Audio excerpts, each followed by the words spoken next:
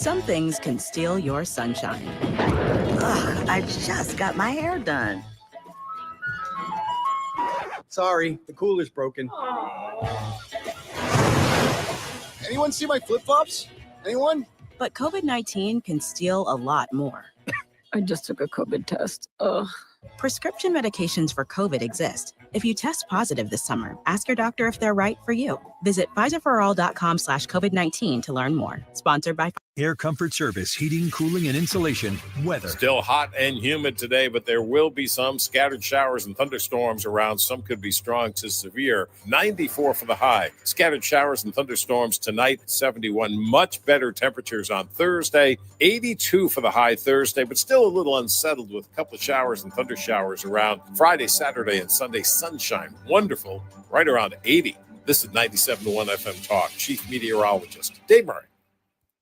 This hour of the Mark Reardon Show is sponsored by Gamma Tree Experts. Your trees deserve the best care. Call Gamma Tree Experts. This is the Mark Reardon Show on 97.1 FM Talk.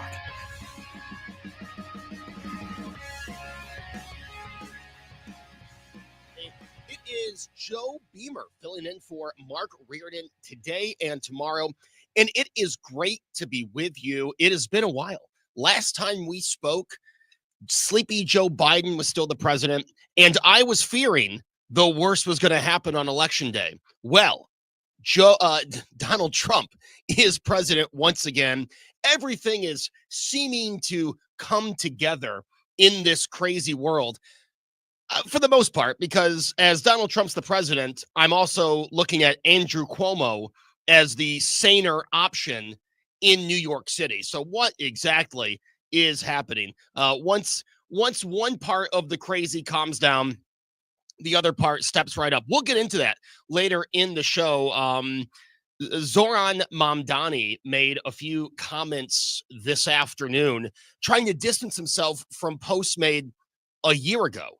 Now, I'm not one to say that your mind can't change, that you can become more educated on a topic, but this is a regular pivot and then pivot back that we're seeing from the political left in this country. So as I said, we will get there later in the show and have some clips of what Zoran Mamdani said. As for me, as I said, last time we talked, sleepy Joe Biden was still president.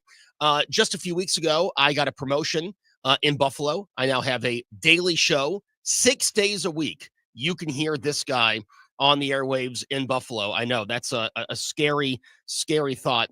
But let me tell you, being able to sleep in Monday through Friday, I mean, as much as you can with a 2-year-old, is it's a heck of a time. I have not been able to sleep in over 10 years. When I worked retail, I didn't have to get up till 7.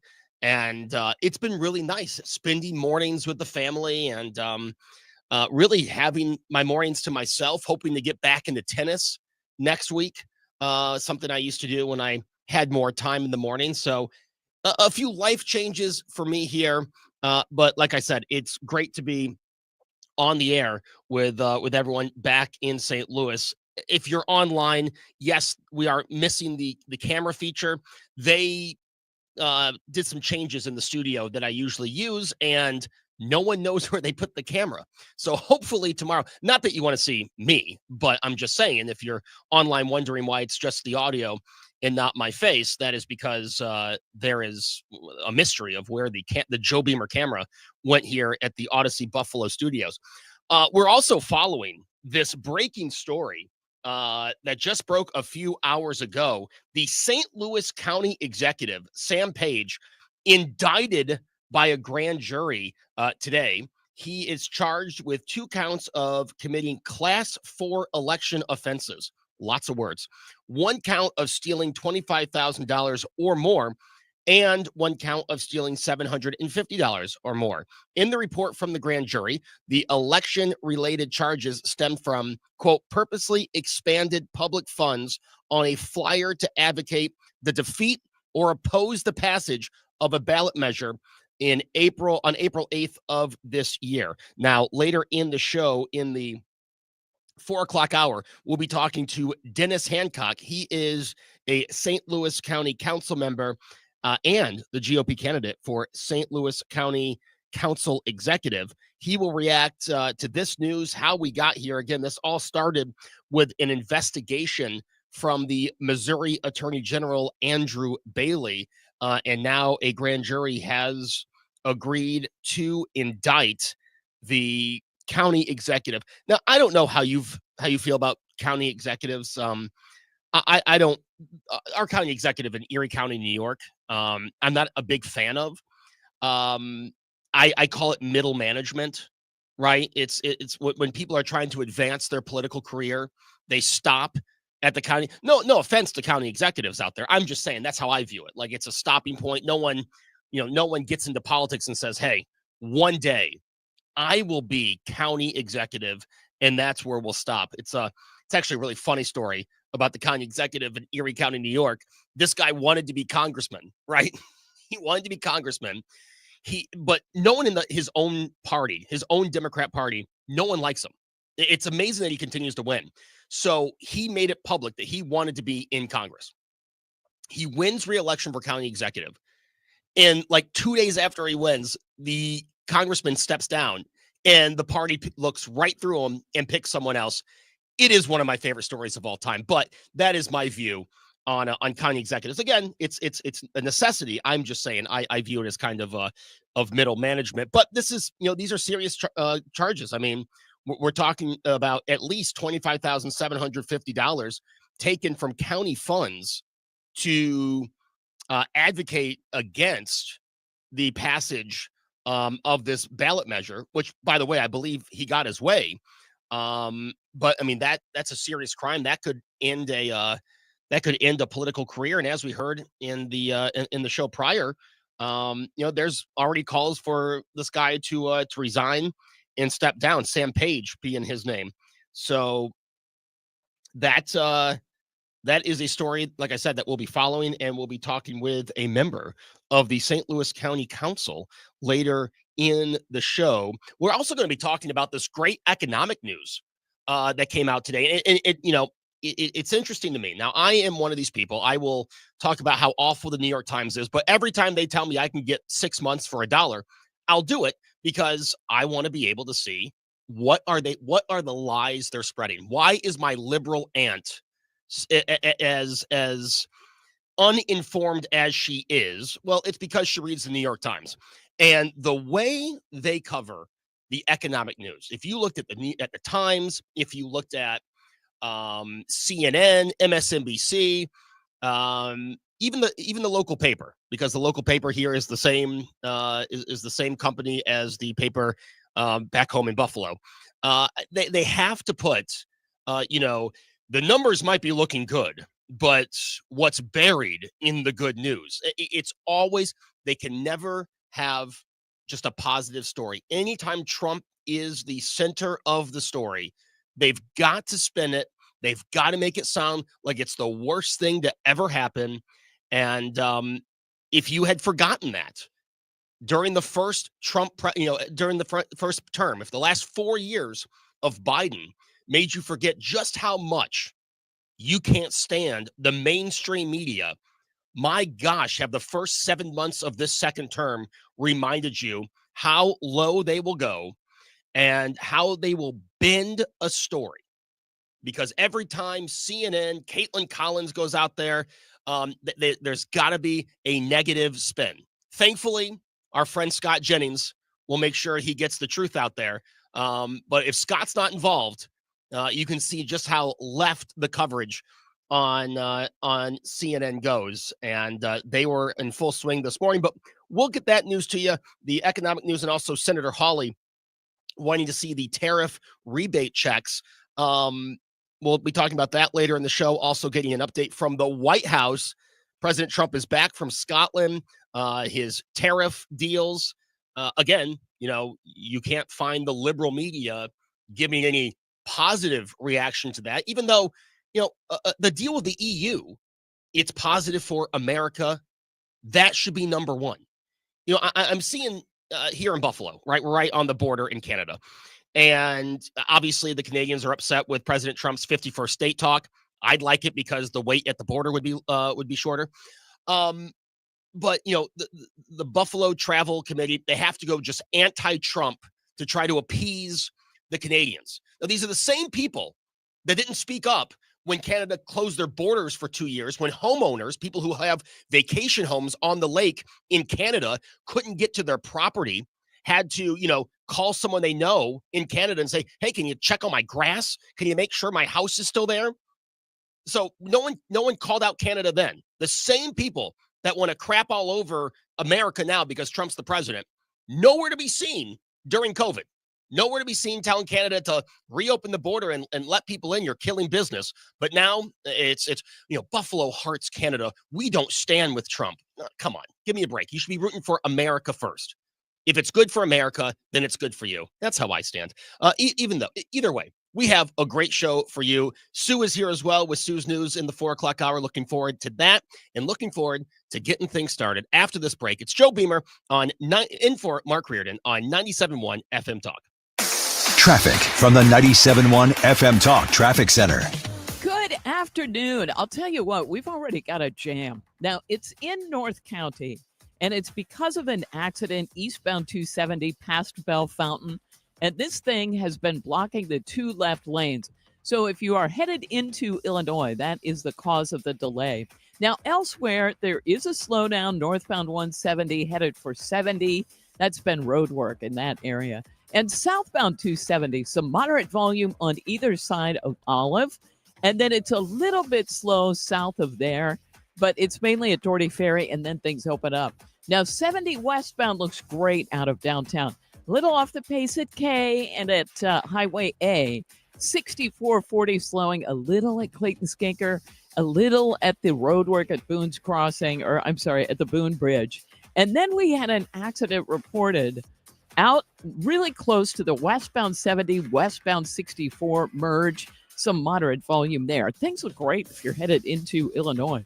I'm Sue Thomas, and that's traffic on 97.1 FM Talk, St. Louis Conservative.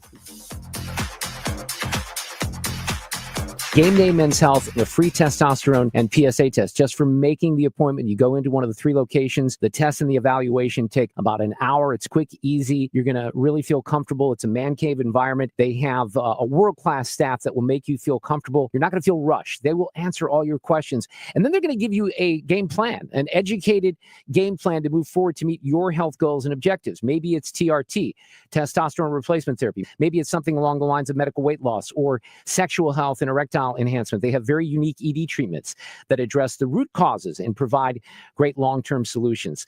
And again, it's all about the environment at Game Day. Matt Lawrence and his team in Chesterfield, very proud of what they do. I think you're going to love the experience. The pricing, by the way, very simple. When you get the medicine, you can do it at home. They give you that flexibility as well. They're in Chesterfield at Highway 6440 in Clarkson. They're in O'Fallon, Missouri. They're also in Glen Carbon, Illinois, and the website GameDayMen'sHealth.com. Guys, get back to the top of your game with Game Day Men's Health. You're listening to Leaf Filter Radio, and the guru of gutter protection himself, Chris Coonahan, is here to take your most pressing leaf-related questions. Hey, everybody, Chris here. I understand we have Ron on the line. Ron, where are you calling from? Uh-oh. Ron, are you calling from a ladder? Well, I was. I wanted to ask Chris what I need to do to get my gutters ready to have Leaf Filter installed. Oh, Ron, you don't have to do anything. A Leaf Filter Trusted Pro will come out and clean out your gutters, realign and seal your gutters, and install Leaf Filter, America's #1 gutter protection system. So I didn't need to get on this ladder? Pros are in your neighborhood and ready to help. Just visit leaffilter.com/radio to schedule your free gutter inspection and get up to 30% off. Thank goodness. What was that site? That's leaffilter.com/radio for your free gutter inspection today. See representative for warranty details. Promotion is 20% off plus a 10% senior or military discount. 1 discount per household. Many of you know that my inspiration for becoming an accident attorney was my brother Tim, who was rendered a quadriplegic at age 18. I didn't know what a personal injury lawyer was or what they did, but I soon did. Tim was treated terribly by the insurance company, and I became enraged. It was a constant delay and deny. I'm John Morgan of Morgan & Morgan. Tim later worked with me for 27 years. Last year, my hero died at age 65. You can see my eulogy for him by visiting mybrothertim.com. He was one hell of a man. Because of Tim, together we built the largest injury firm in the world, and our clients are treated the way I would want my family to be treated. At Morgan & Morgan, nobody is a nobody and everybody is a somebody. If you need our help, visit forthepeople.com on your phone or computer. See you soon, Tim. Morgan & Morgan, forthepeople.com. Injured? Dial Pound Law or visit forthepeople.com for an office near you. Real talk, today's issues. 97.1 FM Talk, St. Louis Conservative.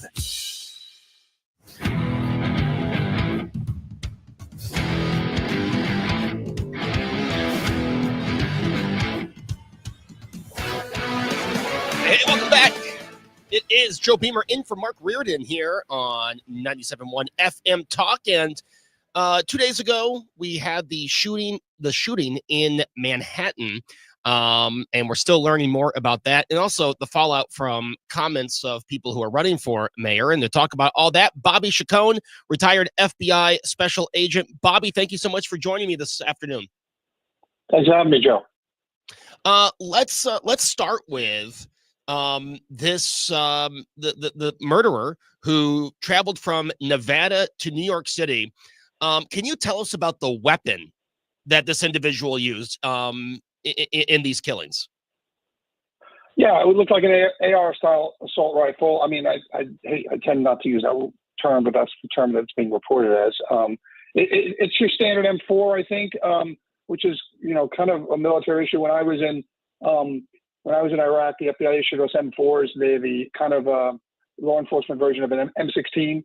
And so I'm not quite sure if this was a run-of-the-mill AR-15 or it was closer to an M4.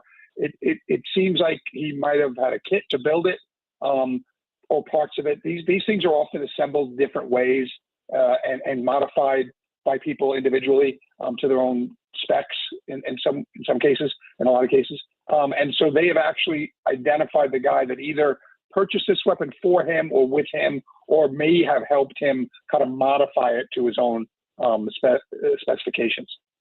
Hey, Bobby, we see that that camera picture of him walking casually down the street in Manhattan holding that gun. I mean, are you surprised that someone was able to just walk in? I mean, get the distance he did just holding that gun on his side? No, not really. I mean, I'm a native New Yorker. My dad and brother were both NYPD. At that hour of the night, New York is a very interesting place in that there's a lot of hustle and bustle. A photograph is also just a really quick snapshot of something. He probably moved across that plaza very quickly. And it's if people are getting off work in Manhattan, and this was a time when people are kind of getting off work and either meeting people after work or going home, they get their heads down. They're very seasoned commuters. They do the same commute every day. They're just focused on getting home. And oftentimes too, you see something like that, and there's kind of a delay. You're in shock, and you're like, "Am I seeing what I'm seeing? Is that is that a prop? Is that a toy? What is that?" And so there's that kind of initial delay, and that's all it takes for a gunman hell-bent on murdering people, is that slight delay for people to go, "Am I seeing what I think I'm seeing? What my brain is telling me I'm seeing?" So I think if you combine all of those factors together, it doesn't surprise me that he was able to double park, quickly walk across that plaza, get in that lobby, and then you just start shooting. I mean, unfortunately, Manhattan is a very dense city. There's people everywhere. You don't have to go very far or shoot in any single direction, and you're going to hit a lot of people. So now we're talking about, getting the evidence. You've got people in Nevada, you've got in New York. What does an investigation that goes across state lines, what does this look like? I mean, the murderer, I mean, he's dead. So what are the steps that are being taken now as we speak? So I think that there's a couple of avenues being pursued. So there's the physical evidence. So I think they want to, number one, recreate his route. They want to go to Nevada and where they know he was last seen before he started this quote unquote trip to New York. And so they have little bits and pieces along the way. And that's through license plate readers and toll booth readers, things like that. So So they're going to piece that together and then try to fill in the dots in between the pieces that they know. And so you get a larger, more accurate picture of this trip that he was on. Did he stop anywhere? Did he, associate with anybody along the way or whatever?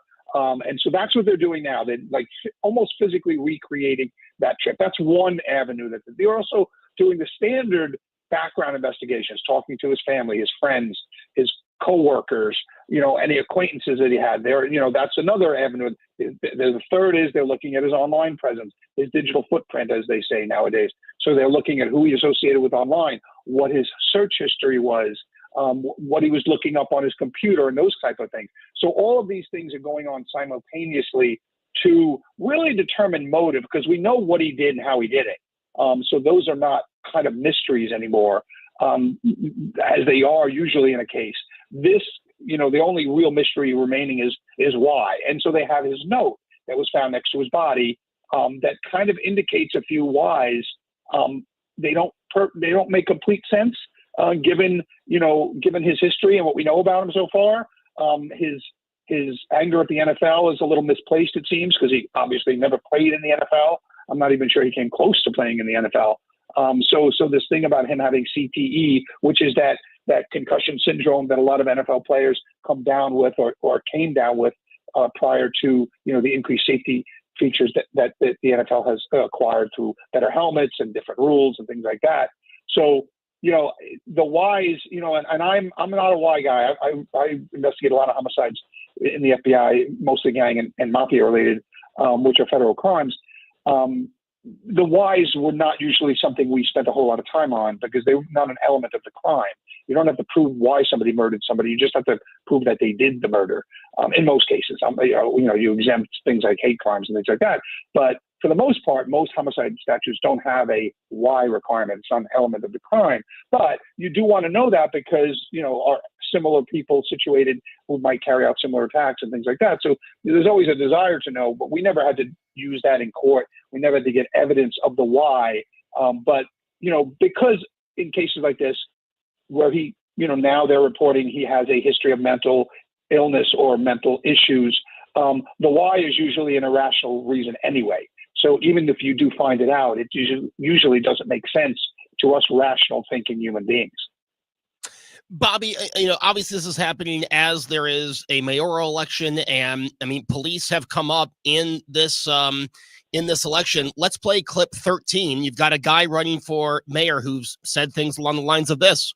When we talk about defund the NYPD, the entirety of the push is defund the NYPD and refund all of these different social services and things that actually create safety. When you see something like this happen and you have a guy running for mayor who just a year ago was saying stuff like that, how dangerous is that idea in a place like New York City? It's hugely dangerous, Joe. If I still lived in New York, which I did most of my life, I'd be frightened to death of candidates like this who get in office. And what are you going to do in a situation like this? You're going to have a team of mental health professionals respond to this guy carrying an M4 around, shooting people, and what are they going to do? Talk him out of it? It's ridiculous. Now there are arguments for teams like that, but they work in conjunction. And I know, like Kings County up in Washington, Seattle has things like that. There are departments that are pushing the envelope with that kind of stuff, but they are an adjunct. They're a supplement to the police department. They're not in place of, and never will be in place of, the police department, because there are people with mental health issues that don't want to be addressed and are hell-bent on causing violence no matter what you do. And the only one standing between them and the violence they're going to inflict on innocent civilians is uniformed police officers. And that's going to be the case. And you're not ever going to kind of work your way out of that with policies. These paradigms that they're coming up with mental health teams responding instead of police are a recipe for getting more of your civilians, more of your citizens killed and injured. Yeah, I'm talking to you from Buffalo, New York, where the pro-police Democrat mayor just lost a primary to the defund the police New York senator, and it's scary times. It's scary that there are people out there that actually think that's the way to go. Yeah, it's absolutely astounding to me. And on one hand, I'm like, have at it. You'll reap what you sow, and you'll come running back to wanting the police there first thing as soon as you call them. And maybe you need to be, taught a lesson by yourself. If that's what you want, then live under those conditions and see how that works out for you. It's not, I'm telling you, my father was a police officer in New York City in the 50s, 60s, 70s. My brother was in the 80s and 90s. I was an FBI agent in New York City in the 80s and 90s. It's not going to work that way. These people that are hell-bent on violence are not going to respond to a mental health professional team showing up. Now, is there a place for them? Yes, but it's certainly not what these politicians now are trying to push. It will not work. The one thing it will accomplish is getting more innocent civilians killed and injured. Yeah. Hey, Bobby, really appreciate you joining us. Good stuff, man. Anytime, Joe. Thanks for having me. That is Bobby Chacon, retired FBI special agent, talking about the shooting in Manhattan, and also, the words of Zohran Mamdani, who is the leading candidate going into November, who just a year ago was talking about defunding the police. Well, you heard that clip, and we'll talk about more of that later in the hour. When we come back, we'll be talking about some changes at the EPA after this. Traffic from the 97.1 FM Talk Traffic Center. Well, on the roads, we've got an issue up north. So if you are a North County driver and maybe you take eastbound 270 into Illinois, the good news is they've cleared the accident past Bell Fountain. The bad news is it had been blocking those left lanes for a while, so it's still a little bit slow up there. Also, northbound 170 slowing at 70, southbound slowing at 64, and 6440 westbound, already moderate volume Hampton out through McCausland. Eastbound, a little slow at Big Bend. And out west, 70 and 64 kind of just slow, headed for their merge. Now, if you're headed into Illinois, we look fine. But there's road work over there on eastbound 64, and it's kind of causing a delay between 157 and 159. And then westbound is slow as you approach 159. I'm Sue Thomas, and that's traffic on 97.1 FM Talk, St. Louis Conservative. Enjoy your land the way you've always dreamed of. Visit MissouriBrushControl.com. Missouri Brush Control is helping landowners reclaim their property, manage vegetation, and clear land for better views. Enjoy your land the way you always dreamed of. Missouri Brush Control, making acreage great again. I think most people are not in a situation where they're hanging with friends at the pool or, a party or something, and they say, hey, do you have a good divorce attorney to recommend? It's just not something that comes up. People are not comfortable. It's a very private deal, but that's why I'm here for you to recommend Susan L. Ward. You've probably heard her on the show. She's got a fantastic personality. Outside of that, she's got a lot of experience in this particular field, which is a very tricky field of the law. And they get calls all the time from people who probably wait a little too long to reach out to an attorney, and that may come back to haunt you. If you need help, call Susan right away. Contact her. I'll give you the website. There's a form that's confidential that you can fill out. Domestic partnerships, domestic violence, protective orders, all of that and more Susan can handle, and expertly at that. Susan L. Ward, STLFamilyLaw.com. The focus on family law, the emphasis on you. I think you're going to like her a lot if you have to need her help, and it's a tough area of the law. But get with Susan today at STLFamilyLaw.com. Hi, this is Steve Butts with the Crawford Butts Insurance Agency. I know we're all experiencing sticker shock when you get your insurance premium. Now more than ever, you need an independent insurance agent to find the best value for your family's insurance needs. Crawford Butts, family owned and operated for more than 60 years. Please give us a call at 314-752-2500 or at crawfordbutts.com. Your biggest choice in home restoration is, who do you trust with your home, your most valued asset? Well, if you can match Banner Construction's experience and dedication to excellence. Banner is an elite preferred James Hardie contractor and Pella window specialist. Restoration is a one-time opportunity to have Banner's design team show you architectural options to make your home the neighborhood showcase. Call for a free consultation today. 314-569-1050. Now hiring qualified carpenters. BannerConstruction.com.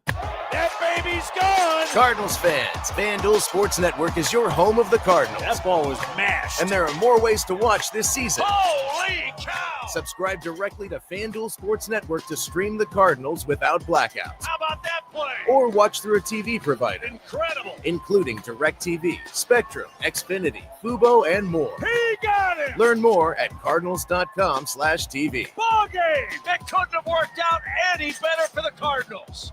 When disaster strikes, the Urban League of Metropolitan St. Louis is there. Tornadoes have left families displaced and communities in crisis, but you can help. The Urban League Tornado Disaster Relief Humanitarian Fund provides emergency shelter, food, clothing, and critical support to those affected. Your donation brings hope when it's needed most. Visit ulstl.com to donate. That's ulstl.com. Stand with us. Stand for St. Louis. It's time for a $98 AC tune-up. The time is 3:33. This time check sponsored by Jerry Kelly Heating and Air Conditioning. Your voice, your values. 97.1 FM Talk. St. Louis Conservative.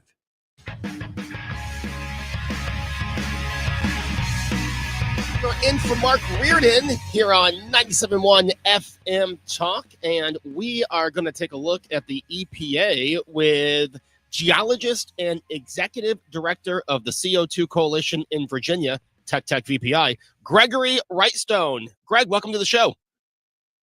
Yeah, good to be on with you. And once again, we have more really good news coming out of Washington, D.C. I'm not tired of winning yet, but it's I was tired of losing regularly over the last 4 years. The last 6 months have been a complete turnaround. They sure have. Now, you're talking about the Lee Zeldin, who was very close to being governor of New York, announced a plan to undo the holy grail of climate change science. Explain to us first, what was the holy grail of climate change science?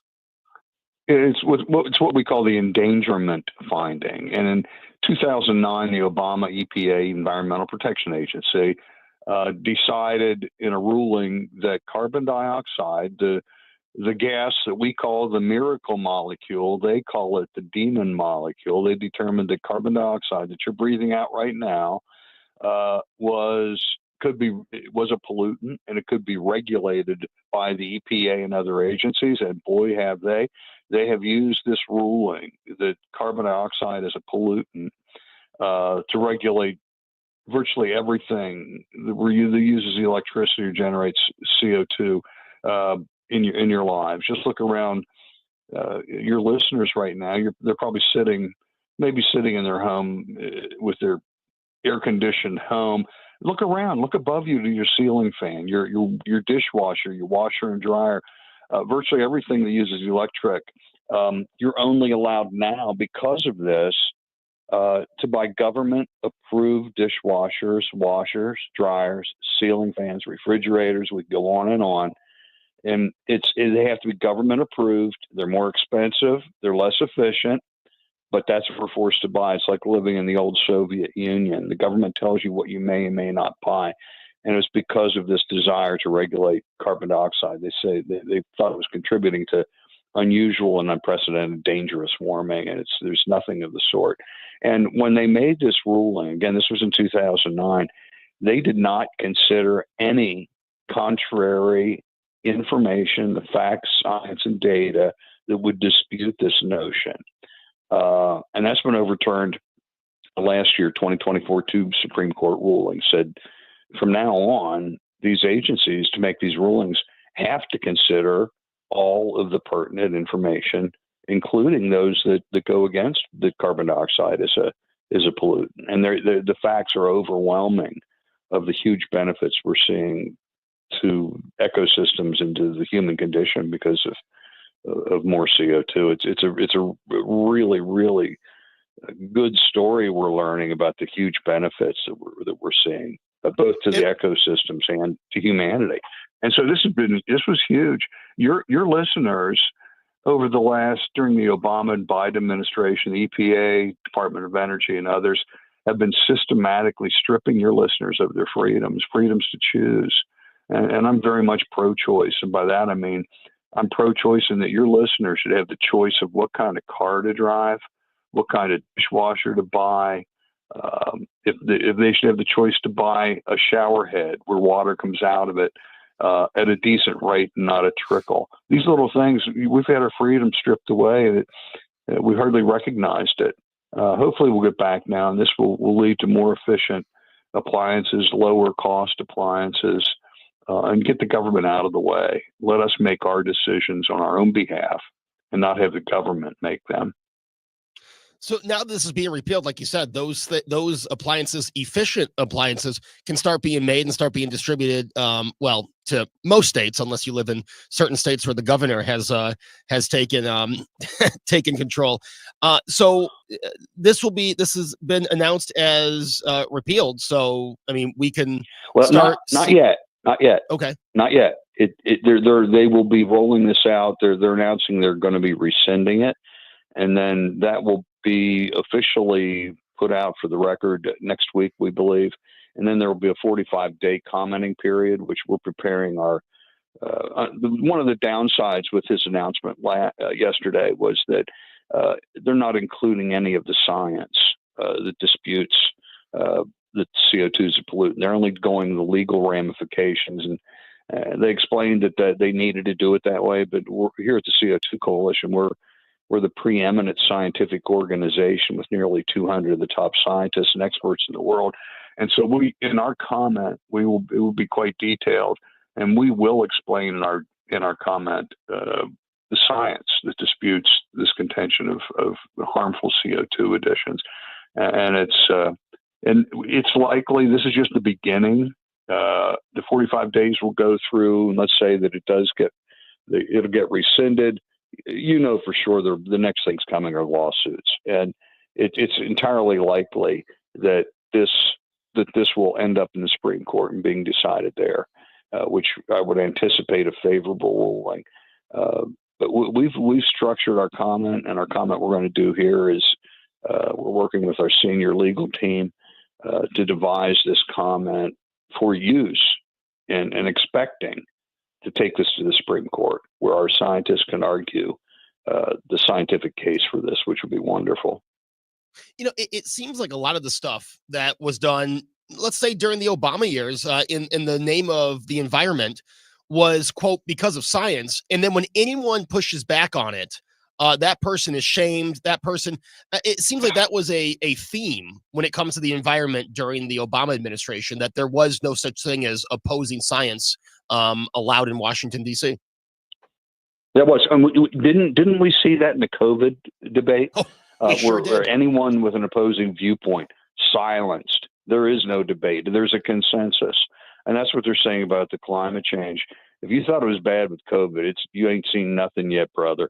This climate change debate, they've silenced me and my colleagues at the CO2 Coalition for providing the science that disputes this notion of a climate crisis, man-made climate crisis. And it's consensus science is just wrong. That's not how science is done. In fact, my favorite quote about consensus was Dr. Richard Feynman, the noted Nobel laureate in physics. Get this. Think about this. He said, I would rather have questions that can't be answered than answers that can't be questioned. And that's what we have today, don't we? We're being told the answer, and you dare not question me. You dare not speak out. You must be silent. And if you're going to contest us, we're going to silence you. And that's what they've done pretty effectively.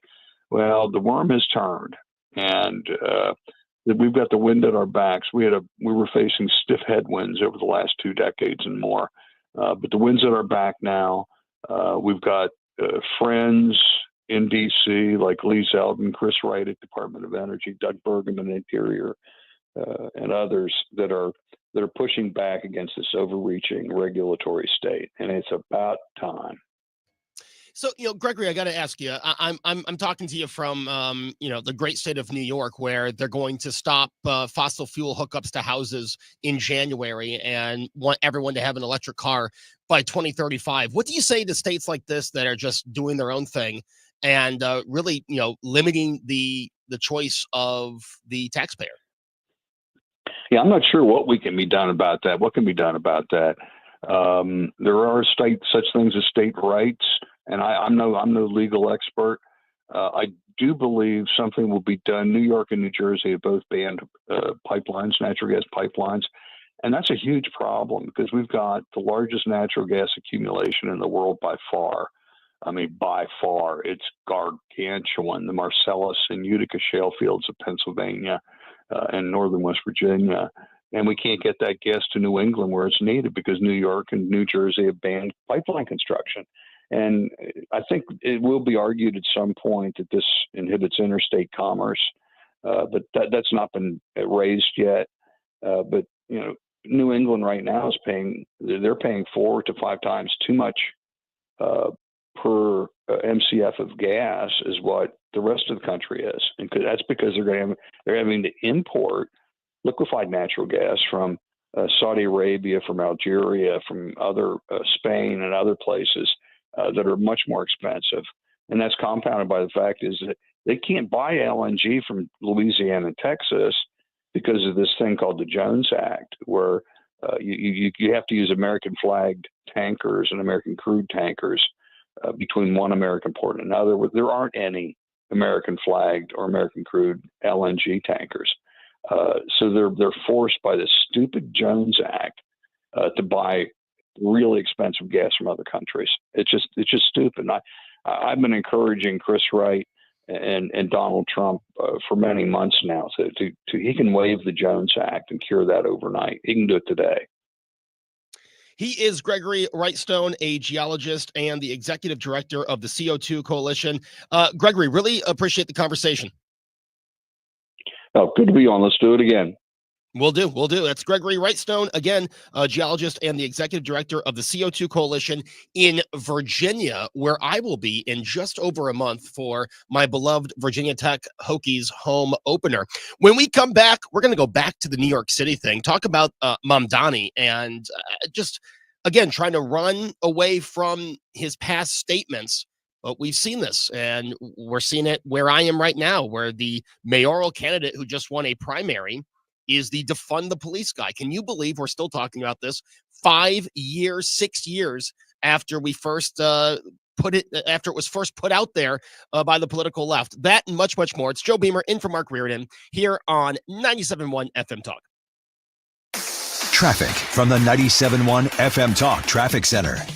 Well, we've got a couple of things happening out there. We've got emergency crews had an accident at Madison at Old St. Louis Road and 111 at Airline. But on the interstates, well, on the Illinois side, we've got a lineup. It's all due to road work, but eastbound 64 lines up at 157, and it goes to not quite 159. And then westbound is slow, kind of in the Shiloh area. On the Missouri side, there is some volume downtown, westbound 44 underneath the Poplar. And eastbound traffic, some moderate volume headed for 3rd Street. Southbound 55 slowing at Bates, and moderate volume westbound 6440 just past Kings Highway out past McCausland, and southbound 270 slow pockets from Page down through Doherty Ferry. Now out west, 70 has moderate volume at A through Wentzville. 64 is a little bit slower than that. And mainly it's right there at Prospect.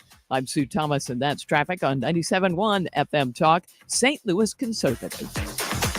This summer, while you stay cool, our first responders stay on the front lines. The St. Louis First Responder Canteen is there to keep them hydrated and supported. Find out how you can help by visiting 971talk.com/talkinaction. Enjoy your land the way you've always dreamed of. Visit MissouriBrushControl.com. Missouri Brush Control is helping landowners reclaim their property, manage vegetation, and clear land for better views. Enjoy your land the way you always dreamed of. Missouri Brush Control, making acreage great again.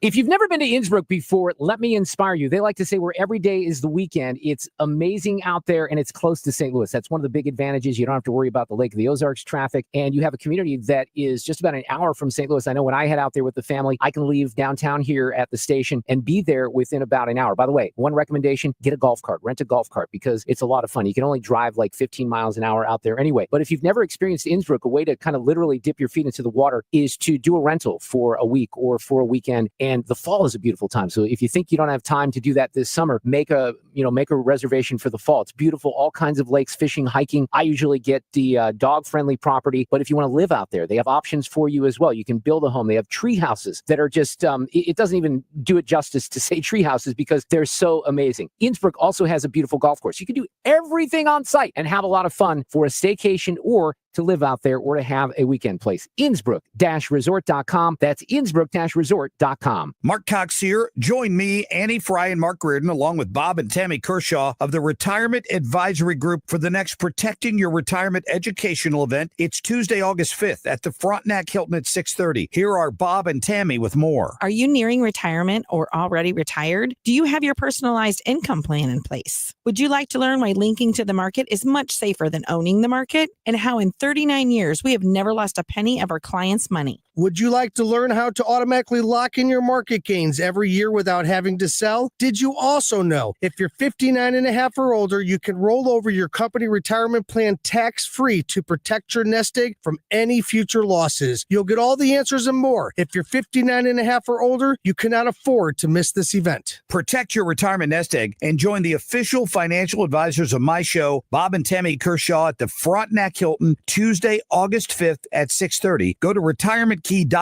That's retirementkey.com. Are you looking to hire? ZipRecruiter finds the best candidate for your job fast. Try ZipRecruiter for free at ziprecruiter.com/free. That's ziprecruiter.com/free. ziprecruiter.com/free. 25 years strong. 97.1 FM Talk. St. Louis Conservative.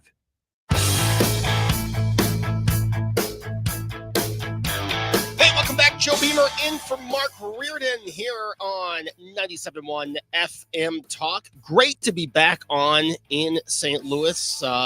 It's been a while. It's been a president ago.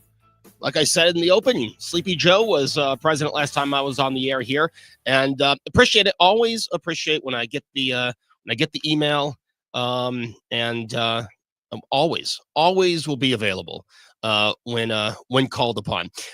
So my show in Buffalo, which is entering its 5th week already. I mean, time flies when you're having fun. My daily show in Buffalo. It's an afternoon show now. Last time we talked, I was on in the morning. But my co-host, he's still doing the early morning thing. And now I'm on in the afternoon. And on Wednesdays, I have a Democrat join me. We call it Wednesdays with a Democrat.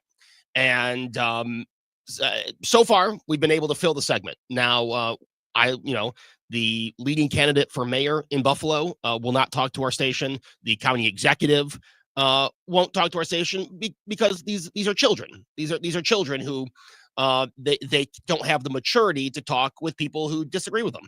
And, hey, that's fine because we do have Democrats who will come on and want to debate the topics, and that's great.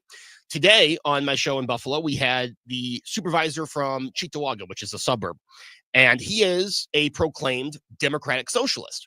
However, he has woken up, he claims, on the defund the police. He never ran on that, and that's not something that he has said.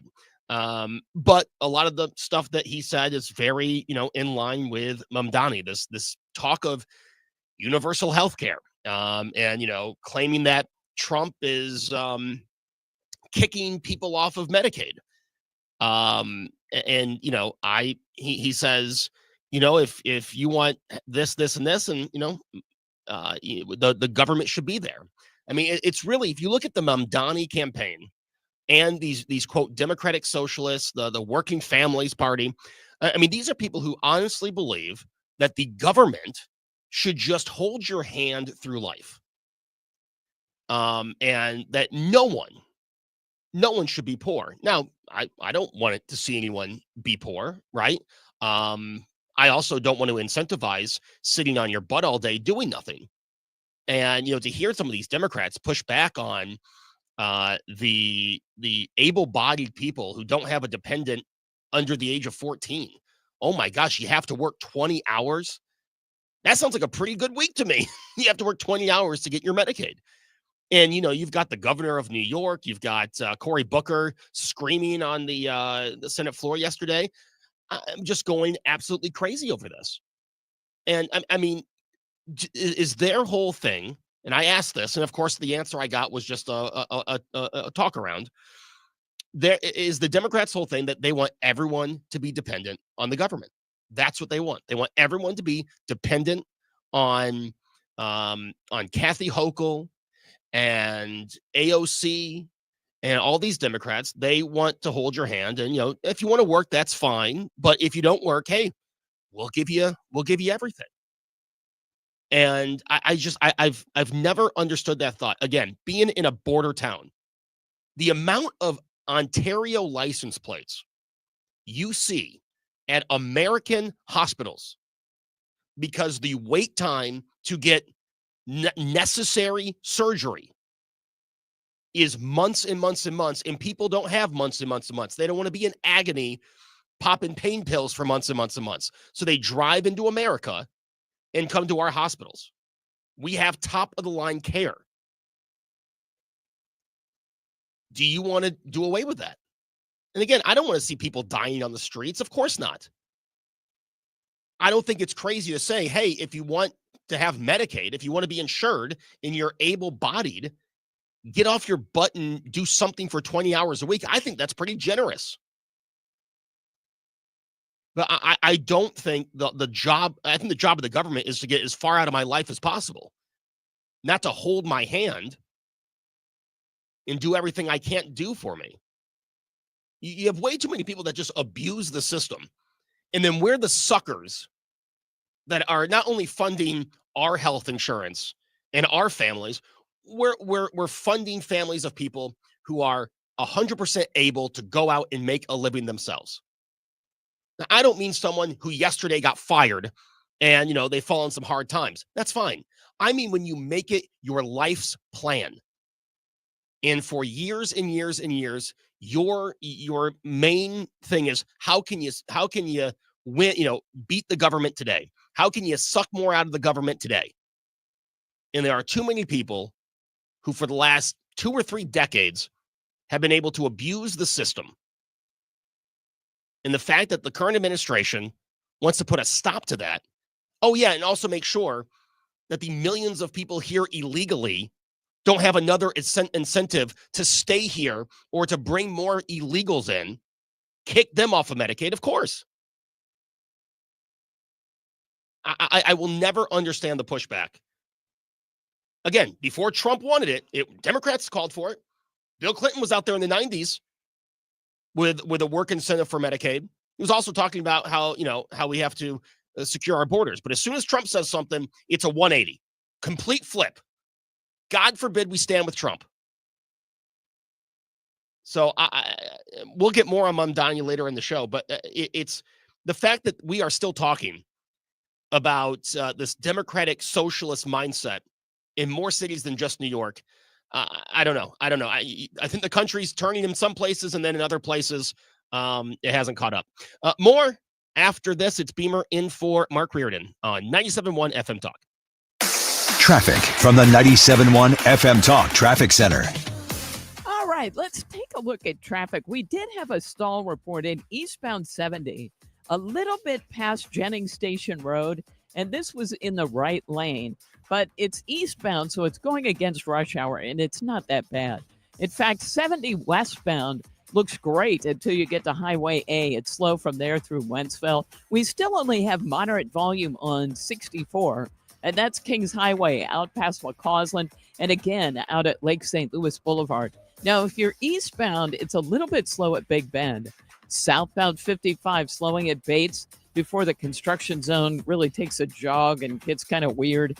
Now, on the Illinois side, we have delays today. It's a little bit slow coming off the Poplar, but eastbound 64 is slow on either side of 157 through about 159. That's all due to road work. And westbound traffic is slowing just past Highway 50 and just before you get to 159. So it's not terrible, but it's a slow go. This report brought to you by The Diamond Shop. The Diamond Shop, making St. Louis sparkle for over 100 years. I'm Sue Thomas, and that's traffic on 97.1 FM Talk, St. Louis Conservative. Hey, if I told you could go to a website right now, thegelmanteam.com, and find out how much your home is really worth, maybe you're thinking about putting it on the market. Maybe you're just curious, right? Well, you can go to their website right now and click on that banner that says, how much is your home really worth? Find out for free. Enter your address. It's going to kick you back a very accurate price. You want to take it to the next level with the Gelmans? They'll do it for you. You want an instant cash offer? They can handle that as well. Their website really has all kinds of other great resources for you, not only the tool that I just mentioned, but they have a podcast up there. There's blogs. There is a way to contact them right away. There's all kinds of great reviews as well. I speak highly of them because they're my friends. I've known them for a long time, long before they were my realtors. They were my personal friends. I think you're going to love the team that they have put together. They can help you with real estate here in an expert way with a ton of experience. So check out the website, thegelmanteam.com, with eXp Realty, 314-336-1991. Tell them that I sent you along. The Gelman Team. Is your home, business, or church looking tired, chalky, or in need of curb appeal? Go Rhino. Tired of painting year after year?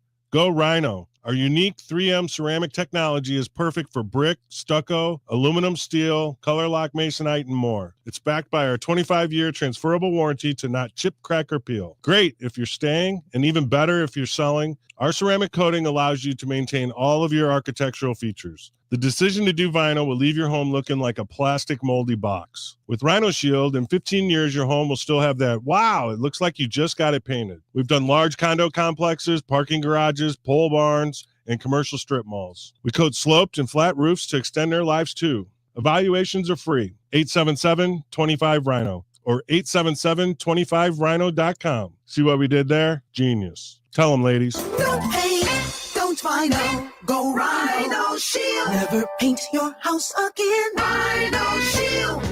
Many times here on this radio show, I have professed my ignorance about cryptocurrency. Sue and I sometimes look at each other. We might have a story in the news and then someone comes on to explain it. We're like, no, we don't get it. But I really do get it a lot better than I ever have because I met a guy by the name of Bitcoin Ben. He's a St. Louis guy. He is bringing his crypto club here to St. Louis. He's got 6 nationwide, a bunch down in Florida. The 7th Bitcoin Ben Crypto Club is coming to St. Louis, Ben's hometown. He's a truck driver who got very educated on this and passionate. And he gets emotional about it because he wants people to learn. He wants people to learn what Bitcoin is, how to buy it, how to safely store it, how to avoid scams, and how to connect with others who want to learn more about cryptocurrency. St. Louis is going to be the place of the 7th club here in Ben's hometown. And if you want to learn more, this is a great opportunity. It's confusing. I'll be honest with you. It's hard to get your arms around. But if you're interested, I want you to go to Bitcoin Ben's website, which is bitcoinben.io today. And then we'll keep you posted on all the information that's coming about the club. It's going to open here in St. Louis. Bitcoinben.io for Bitcoin Ben's Crypto Club. KFTK FM Florissant. An Odyssey station. He wants to bring healthcare into the digital age. I'm Lisa Brady, Fox News. President Trump launching a new private health tracking system, allowing patients to transfer records between providers. Instead of filling out the same tedious paperwork at every medical appointment, patients will simply be able to grant their doctors access to their records at the push of a button. But the president says there will not be a centralized government-run database. Instead, major tech companies are helping, and patients would need to opt in to share records. Still, some privacy advocates are raising security concerns. In Colorado, a dentist just convicted of murder for poisoning his wife. James Craig also found guilty of trying to cover up the killing. He faces life in prison. New York's Democratic candidate for mayor says he does support police, despite past social media posts. Zoran Mamdani said despite what others have said, his vision is not to defund the police, but to let them fight the serious crime they signed up to address. And to do so by ensuring that we ask them to focus on those crimes, and we ask mental health professionals to respond to calls of mental health crises. He had tweeted after the police murder of George Floyd 5 years ago that the police should be defunded, even that police are a threat to public safety. He said to try to blame poor officer retention on attitudes like defunding the police now is wrong. When you ask officers why they leave, one of the leading causes they cite is forced overtime. He said focusing on his past tweets is just part of an effort to score political points rather than an effort to make New Yorkers safe. Fox's Jessica Rosenthal, former Governor Andrew Cuomo, who's also running for mayor, telling Fox News Digital earlier. I have said that I think he's dangerous because he doesn't understand the need for public safety in this city. Today, Mamdani meeting with the family of the police officer killed during Monday's mass shooting in Manhattan and accusing Cuomo of failing to focus on the victims. America's listening to Fox News. You ever try fixing your car and realize you're missing that one part? Yeah, been there. That's why eBay's my go-to. They've got millions of parts, guaranteed to fit. I'm talking brake pads for when yours have seen one too many miles of stop and go. Oil filters, because you don't mess around with your engine care. Even got this cold air intake on my watch list. I might just go for it. To keep the ride cool and your DIY streak hot. Find all the parts you need at prices you'll love. Guaranteed to fit every time. eBay. Things people love. Eligible items only. Exclusions apply. Some things can steal your sunshine. Ugh, I just got my hair done. Sorry, the cooler's broken. Anyone see my flip-flops? Anyone? But COVID-19 can steal a lot more. I just took a COVID test. Ugh. Prescription medications for COVID exist. If you test positive this summer, ask your doctor if they're right for you. Visit PfizerForAll.com/COVID-19 to learn more. Sponsored by Pfizer. Air Comfort Service, heating, cooling, and insulation, weather. Our backdoor cool front knocking at the door, so we'll continue to see some scattered showers and thunderstorms this evening. It's not widespread. That's the good news. 71 for the overnight low. So heat wave is over on Thursday. A mix of clouds and sunshine, a bit of an unsettled sky. Scattered showers around, 82 for the high. Partly to mostly cloudy skies Thursday night, 64. This is 97.1 FM Talk. Chief Meteorologist Dave Murray. It's summertime, and that heat can play havoc on your plants and trees in your yard. Mark Cox here from my friends at Hanson's Tree Service. Give them a call. They will send a certified arborist to your yard to set up a plant healthcare strategy. They can help you with trees that might have a bug problem or a disease. Plus, they can deliver mulch directly to your driveway in most cases. Just go online to hansonstree.com. or call them at 636-379-1830. If you're considering an annuity as part of your retirement plan, we need to talk. Hi, I'm Bob Stockdale, Senior Vice President Investments with the ClearPath Wealth Management Group at Stifel and host of On the Money Saturday mornings at 11 on 97.1 FM Talk. Annuities can be a useful tool for some retirement investors, but not all annuities are created equal. Every week, we meet clients who own complex annuities that don't suit their needs and, in some cases, actively undermine their retirement plan. Before you purchase an annuity, get a second opinion from the ClearPath Wealth Management Group at Stifel. Requesting a consultation is free of charge. To request a free consultation, contact us at clearpathinvesting.com. That's clearpathinvesting.com, or call us at 636-695-2650. That's clearpathinvesting.com or 636-695-2650. Stifel Nicholas and Company Incorporated, member NYSE and SIPC. When you ride, you feel the freedom of the open road. But when the road turns dangerous and an accident happens, the pain and confusion can be overwhelming. If you're injured in a motorcycle accident, you need someone who understands. At Kaufman Townsley, we're your St. Louis neighbors. We live here, work here, and we know how important your recovery is. We'll fight for you so you can focus on healing. Kaufman Townsley, real people, real results. Call 314-500-5000.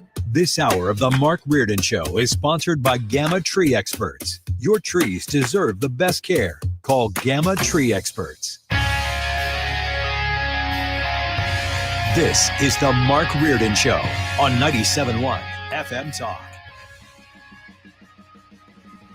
Welcome back. Hour number 2, Beamer in for Reardon here on 97.1 FM Talk. If I accidentally say the wrong call letters, I apologize, but I'm not going to because I don't do that. We got a lot more to get to. Brad Young, happy to hear from Brad Young later in the show. Dennis Hancock's going to join us, talk about the St. Louis County executive being indicted. Jeff Mordock will be here as well as much, much more. So don't touch that dial. But tomorrow's a very interesting day here and throughout the United States. Sue Thomas, and I'm so sorry I did not say hi in the first segment. I'm just my mind is all over the place. Sue, how you been? Oh, great. How about yourself? Oh, no complaints. No complaints, except I did climb through my kitchen window 2 days ago. What happened? My son locked me out of the house, and my wife wasn't home. How old is he now? He is 2 years and 2 months. Okay. And he wandered to the front door and locked it? So I was making chicken on the grill because we were having Caesar salads. Sure. So Ooh, God, that sounds good. yeah, it doesn't have to be warm. So I was like, okay, he wants to be outside. My wife wasn't going to be home for a few hours. So we went outside. He played around. I made the chicken, and then I took him, and I said, all right, I'll be right in. I left the door open because I'm not going to leave him locked in, closed in the house. And I turned to put the chicken on the plate. He closes the door and turns the lock. There you go. Boy. Yeah. And then he's laughing through the window, and I'm like, all right, buddy, let's turn it back. And don't you know, he turns the padlock, the top lock. Oh no. So wow. Yeah, I'm like, there's no way I'm going to get this. I'm going to get him to turn both. So now, luckily, I had burnt the bacon. So the kitchen window was open. Because the bacon was burning, and the thing, the fan wasn't doing its job, and I didn't want to set the alarm off. So I run to the front of the house. I say, because then he went from laughing to crying when he didn't see me. Right. And I jumped through the window into the kitchen sink. And it took me 37 years to have to climb through a window, but that was the time. What else are you going to do? It's nice work. Yes, I'm glad that I was able to save him and save the chicken. So the salads turned out great. And I don't know about you guys. I'm the kind of guy, if I don't have to tell my wife, I don't tell her. Here's where the problem happened. I thought I had a few more minutes, so I hadn't put the screen back into the window. So she gets home and she goes, "Why is the screen out of the window and your shoes are on the front porch?" So I had to explain to her what happened. I think I would tell her that. That's entertaining. She's not going to care that your sad self had to walk through the window. She's just glad everybody's fine. Boy. Yes, but she likes to play what if, and what if the bacon hadn't burned and the window was locked. Yeah. Well, hey Joe, did the bacon survive? Did the bacon make it? Well, I made new bacon, Fred. We didn't eat the burnt bacon. Don't worry. I made new bacon, and the salad turned out fabulous. Fred was panicking. Yeah, he was worried about the bacon. I think we all were. Oh, the bacon, the chicken, and the kid were all fine. But he's 2 years and 2 months, which means I have known you guys for 2 years and 3 months. That's right. Yeah, it was a month before he was born the first time. And they've moved me back to the studio that I started in, which I don't like. So, Mm-hmm. I got to ask you guys a question before we hit the break here, because tomorrow's a big day. Tomorrow is the trade deadline. While we're on the air, what do you expect the Cardinals, who are 4.5 games out of a wild card spot, to do? I think we're going to do some dealing. Ethan, what do you think? I expect for the Cardinals to trade at least 2 players. One of them will be Ryan Helsley, who I think, based off of what we're seeing today, there's a good chance the Cardinals are going to get some good returns. Some relief pitchers have started to get traded today, and there's been some pretty good return for them. So you could argue that Ryan Helsley is the best relief pitcher on the trade market. So I expect him to get traded. There's a couple other guys that could. Phil Maton, Steven Matz. I don't know if I expect them to make any huge blockbuster trades, anything involving any of their young controllable pieces, or even Nolan Arenado. But I do think that they will be active. But it wouldn't surprise me if it comes down to the wire for the Cardinals, because John Mozeliak kind of holds all the cards right now, because he's got some big pieces that teams are going to want. You hit the Ethan button. What were your thoughts? Well, I'll tell you this. I mean, the market, Ethan mentioned relief pitchers, and the Mets just overbought for a relief pitcher. They got rid of 2 of their top 12 prospects.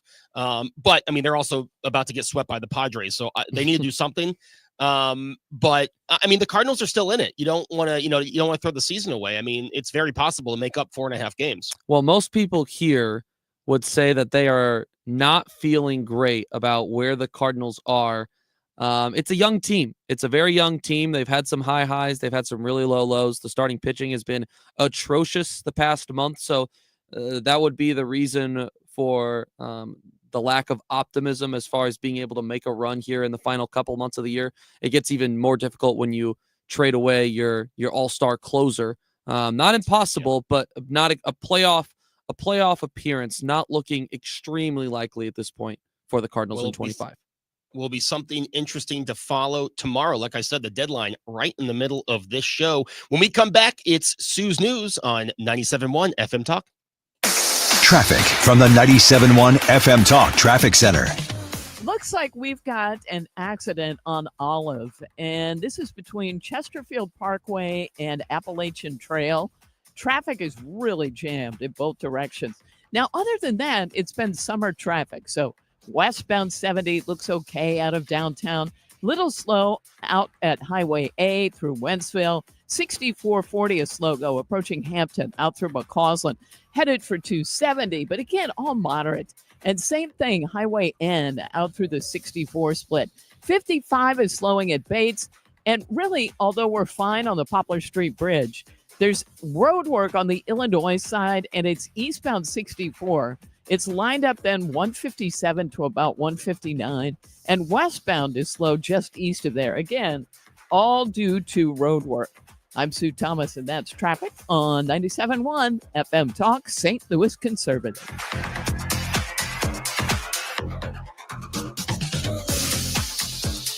Okay.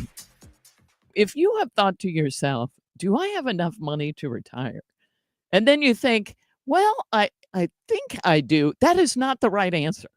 And what bothers me is the average person, most of us have no idea how to get the most out of the system. How do we get the most out of Social Security? How do we get the most out of tax code in retirement? This is why I recommend financial and tax architects, because what they do is explain to you how things work, and then you can make a decision. Okay, do I want them to help me? Do I think I can do this on my own? Because I'm telling you, you have to have a written retirement financial plan in place. So go to their class. It's called Retirement Planning 101. And learn a few things and then make some decisions. Now, you have to register for the class, so call 314-888-5101, 314-888-5101. Enjoy your land the way you've always dreamed of. Visit MissouriBrushControl.com. Missouri Brush Control is helping landowners reclaim their property, manage vegetation, and clear land for better views. Enjoy your land the way you always dreamed of. Missouri Brush Control, making acreage great again. Hi, this is Steve Butts with the Crawford Butts Insurance Agency.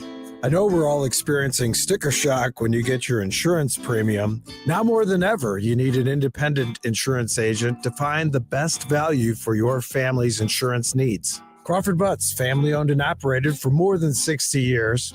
Please give us a call at 314-752-2500 or at crawfordbutts.com.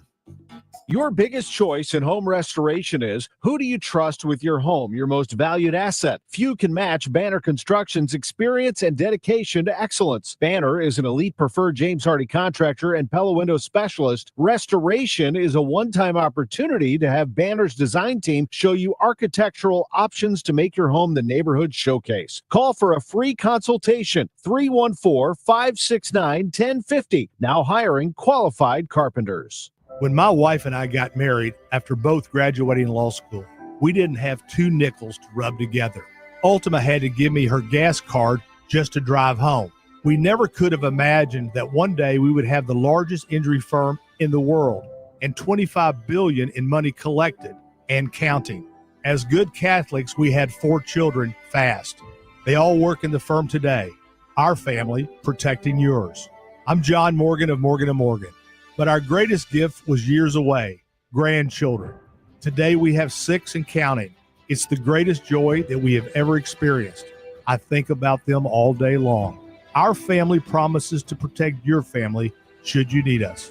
Call us. It's easy. Visit forthepeople.com and make sure you hug your grandchildren. God's final gift to us. Morgan & Morgan, for the people.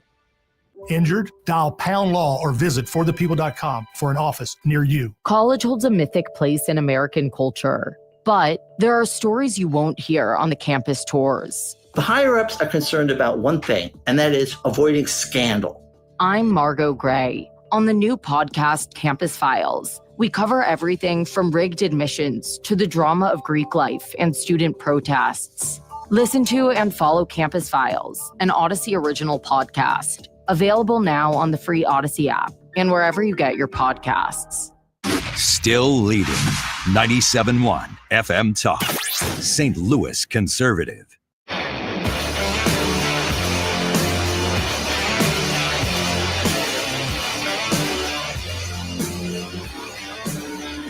Welcome back. It's Joe Beamer in for Mark Reardon here on 97.1 FM Talk. Sorry. And as we do this time every day, it's time for Sue's News. Investigations are deeply concerning. Does the president have any comment? We're not going to comment. It's not clear messaging. No. And now, Sue's News. Brought to you by Sue. You guys, we haven't talked about this, but I just got back from a trip where we actually flew.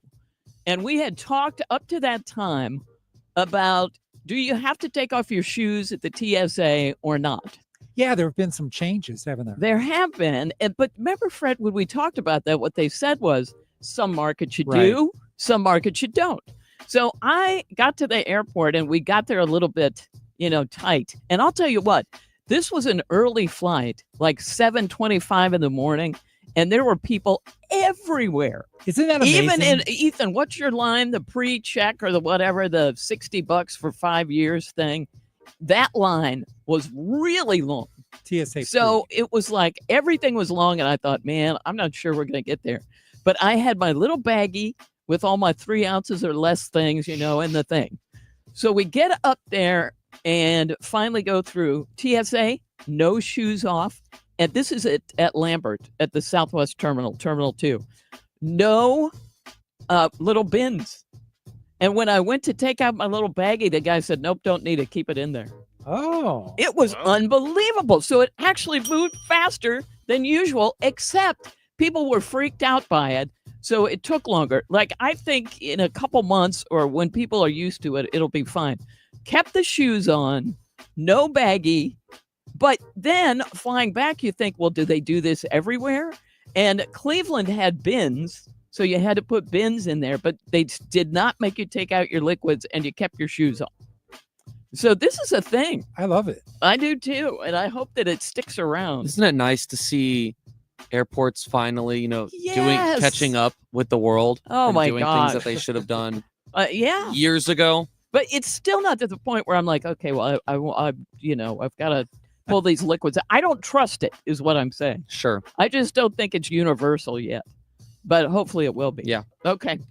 On this day in history, 49 years ago, in 1976, Bruce Jenner, remember him?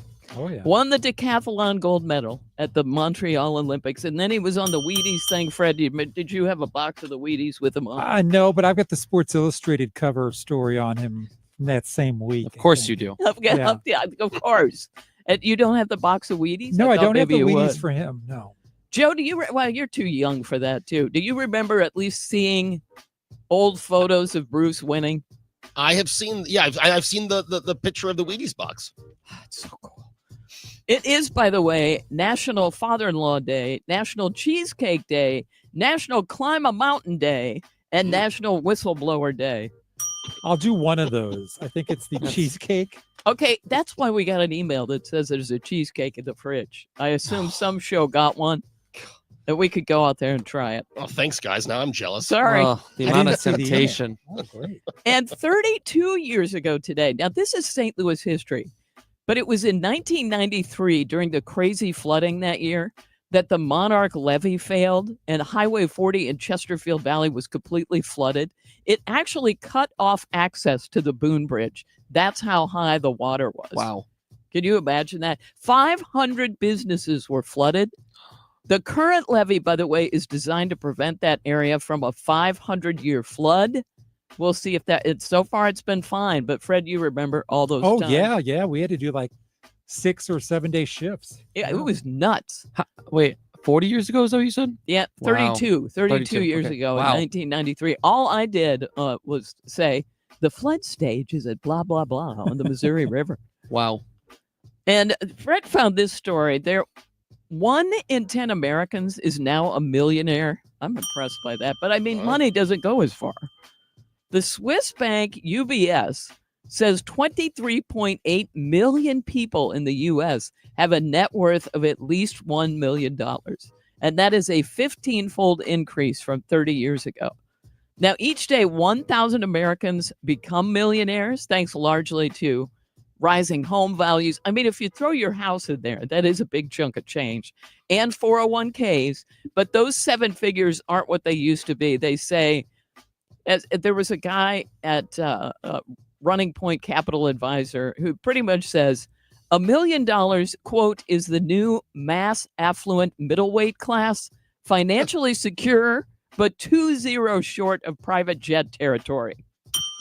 I think that's accurate. Sheesh. But I was impressed that many of us have done that well. So we work with how many people you think on this floor? 20 at the most, maybe? Probably 20. So 2 of us? Two of them? 2 of 2 of somebody. So There's a let's millionaire. take a closer look, yeah. Yeah. And I think we've gotten rid of some of who probably were millionaires, Fred. You know how that works. Yeah. Oh, yeah. You are too expensive. Yeah. All right. I've got random news here. Pamela Anderson and Liam Neeson claim they're just friends, but a source says they have a budding romance. Has anybody been watching this but me? This is where I miss Mark, because Mark always knows this stuff. Pamela Anderson, is she the one does everything without makeup? Yes. These days? Okay. Yes. Tommy Lee's Right. wife. I didn't even know that part. Yes. They are the co-stars of the new Naked Gun movie that hits theaters on Friday. And when you see them together, they went to an opening with their 2 sons. It was kind of sweet. I am pro this, but we'll see what happens. And Happy Gilmore 2 just set a new record for Netflix for the biggest U.S. opening weekend of all time for an original movie. Wow. Dang. Have you seen that? I watched the first 30 minutes after a concert on Friday. So I was really disappointed by the beginning. I don't want to spoil it. Okay. So I have to watch it in its entirety. Okay. Fair enough. I've seen it. And, Ethan, I really enjoyed it. People Does it get love better? it. Well, I'm assuming I know what you were disappointed Yes. by, which Right. was also disappointing. It just was so unexpected. Okay, But you guys are doing a good job of covering it because Yeah, I have yeah, no yeah. idea what that is. it really is at a left field. But overall, I thought if this is the kind of movie that if you go in with expectations that it's going to be a good movie, like separated from the nostalgia and all the cameos and the goofy humor, then you're going to be disappointed because that's not what Adam Sandler movies are at this point. But if you go in with a mindset of like, okay, this is meant to be fun, you know the style right of the first one, they're going to play off of that a lot, then I think you're going to look at it and you're going to say, this was a cute movie. So it does get better for Joe? I think so. Okay. I think so. The cameos make this movie, in my opinion. Okay. All That's right, I fair. am marking it down for Saturday night. That is my Saturday night movie. I watched it this past Sunday, and I by the time I was finished, I was like, obviously it wasn't better than the first, but this was a cute movie. I would say it was better than Adam Sandler's recent stuff. Okay, that's And what fair. is this on? Okay. It's on Netflix. Okay. And they say that it had 46.7 million views over 3 days. That is a lot. There's some great cameos in there. Some awesome cameos. Oh, now I'm going to have you tell me off the air because I don't think I'll watch this. And Kraft Mac and Cheese is unleashing a new pizza flavor for a limited time. I actually don't think this is a hideous idea. I'm not going to eat it. It's chemicals. But they say its bold and savory notes of garlic and classic Italian spices capture the essence of a classic slice in every bite. Fred, pizza, mac and cheese. Oh, I would try it. I don't think that sounds horrible. Ethan? So one of my favorite like pig out nights, Saturday night, I'm just like bachelor life. I'm just gonna pig out was having some pizza and some mac and cheese. Holy carbs, right? See? These two combine really well together. So I think this is gonna hit. I really do. I think they must have had Joe Beamer. Yes. Yeah, of course. I'll buy it saying it's for my son, and I'll eat it. Kraft says the pizza flavor is now available for purchase at retailers across the U.S. It will remain available through back to school season. Okay, Ethan, it did not occur to me that people would eat pizza and mac and cheese. I just thought this was a good combination. But I think you're right. I didn't realize that was a thing. I don't know if it is a thing. It might just be me. Oh, but no, in my friends, I I will don't back know. Ethan up here. I'll back him up. There's a place here that we would go after softball, and we would get. It's famous for its pizza and its mac and cheese. And let me tell you, we'd eat both. God dang it. I had no idea. I had no idea either. All right. Plus, if you live in New York City, Detroit, Chicago, Detroit seemed random in there, but you may be able to order this delivery, and that option is available for certain one. But the custom craft mac and cheese pizza delivery box, the whole thing. So if you want to try it, we should look it up, Fred, just to see if we can get any. And there was I saw this and it made me laugh. How fast could you eat a 1 pound head of iceberg lettuce? Huh? That's a good question. This is something I have not asked myself. Okay. The University of Minnesota has a lettuce club, and they have an annual speed eating contest. And they put part of it on Instagram. Let's play the sound. Each lettuce is formally weighed before the competition begins. Then participants must place their right hand on their lettuce and recite the pledge. The strength of the mighty iceberg carry us forward. Then they start chowing down. To show you finished the entire head, you have to stand up, raise the stem, and prove your mouth is empty. The reigning champion, Nathan Thomas, crowned Ethan as head lettuce. I beat the last head lettuce, and that's more than good enough. So there you have it, people. I think we should do our own in here, although that sounds disgusting and probably none of us would be good at it. It might be entertaining. Yeah, it's not the kind of thing I want to watch, I'll tell you that. Yeah, that's a good point. It is radio. And finally, in Sue's News, we do have today's random fact. Evel Knievel was fired from his mining job after high school for attempting a motorcycle-type wheelie in a large earth mover. In the process, he accidentally hit the main power line for Butte, Montana, and caused a citywide power outage. Checks out. Wow. And that's it. Isn't that crazy? That is. And that's it for Sue's News. Thank you, Sue. When we come back, we'll talk with Brad Young. It's Joe Beamer in for Mark Reardon on 97.1 FM Talk.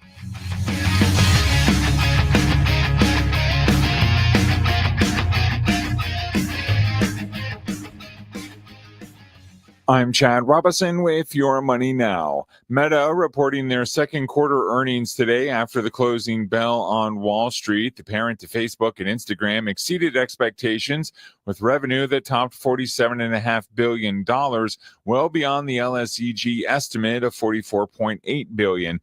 Shares are currently up nearly 9% in after-hours trading. YouTube announcing it's planning to roll out a new age estimation technology that will identify users under the age of 18 to help protect teens from harmful content. Powered by AI, that tool will be able to tell a person's age based on several data points. Stocks were mixed today on Wall Street as the president announced a 50% tariff on copper imports, along with the Fed deciding to keep interest rates steady. The Dow falling more than 170 points and the Nasdaq up slightly. Crude oil futures for September sit above $70 a barrel. That's Your Money Now. William is one of millions of Americans who uses GoodRx to save on the cost of their prescriptions. My oldest daughter, Camilla, 2 days old, she had to have open heart surgery. All of a sudden, she's on 5 different medications. It adds up at the end of the month. Me and the pharmacist got so tight. She said, GoodRx save you a lot of money. Saving that extra $200 to $300 a month. We're able to do all these extra activities, so it puts less stress on our household, and it puts less stress on our pockets. Download the free app or visit GoodRx.com and start saving today. GoodRx user compensated for their time. GoodRx is not insurance, but can be used instead of insurance. Find what you love and love what you find. A Total Wine and More, the place to go for sipping rosés with seltzers on ice, making margaritas with your favorite tequilas. It's warm out, let's go. Our prices are low on spirits, beer, and wine. You're gonna find what you love and love what you find. Only at Total Wine and More. Drink responsibly. B21.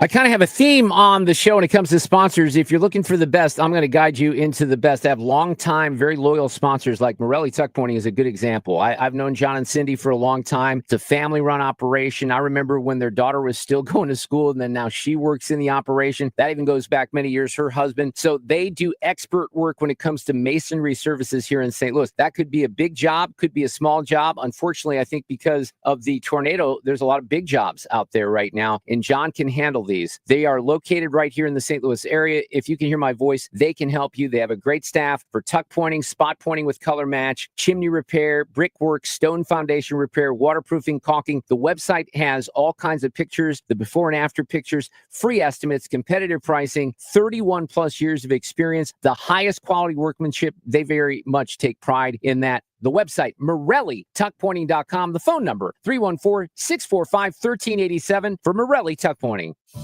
This is a special notice to all U.S. taxpayers with back taxes to the IRS. Billions in tax relief is now being made available to struggling taxpayers, giving thousands, even tens of thousands of dollars in savings away to those who qualify. If you're facing wage garnishment, threatening letters, audits, liens, levies, or already in a payment plan, you can now expedite the resolution to your tax problem, end collections, and even qualify to reduce a large portion of what you owe. Stop IRS Debt has established a relief hotline for you to call to check what savings and options you qualify for. Dial 800-518-9137. With many people facing job loss and rising cost of living, these special IRS initiatives are designed to aid delinquent taxpayers with the relief that they need to get a fresh start. For a free consultation to see what savings you qualify for, call 800-518-9137. 800-518-9137. 800-518-9137. It's time for a $98 AC tune-up. 4:33 is the time. This time check sponsored by Jerry Kelly Heating and Air Conditioning.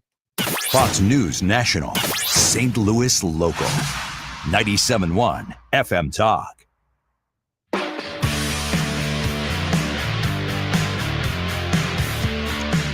Welcome back. Joe Beamer in for Mark Reardon here on 97.1 FM Talk. And we are joined by our chief legal analyst and partner with Harris, Dow, Fisher, and Young. He's also going to be the host of this very program on Friday. It is Brad Young. Brad, long time no see. How you doing? Joe, I'm doing great, sir. Great to talk to you. Great to talk with you as well. Let's get to the breaking story this afternoon. The grand jury indicting the St. Louis County executive, Sam Page. Brad, what can you tell us about the charges and the indictment? Well, I've read through the indictment, Joe, and there are 4 charges.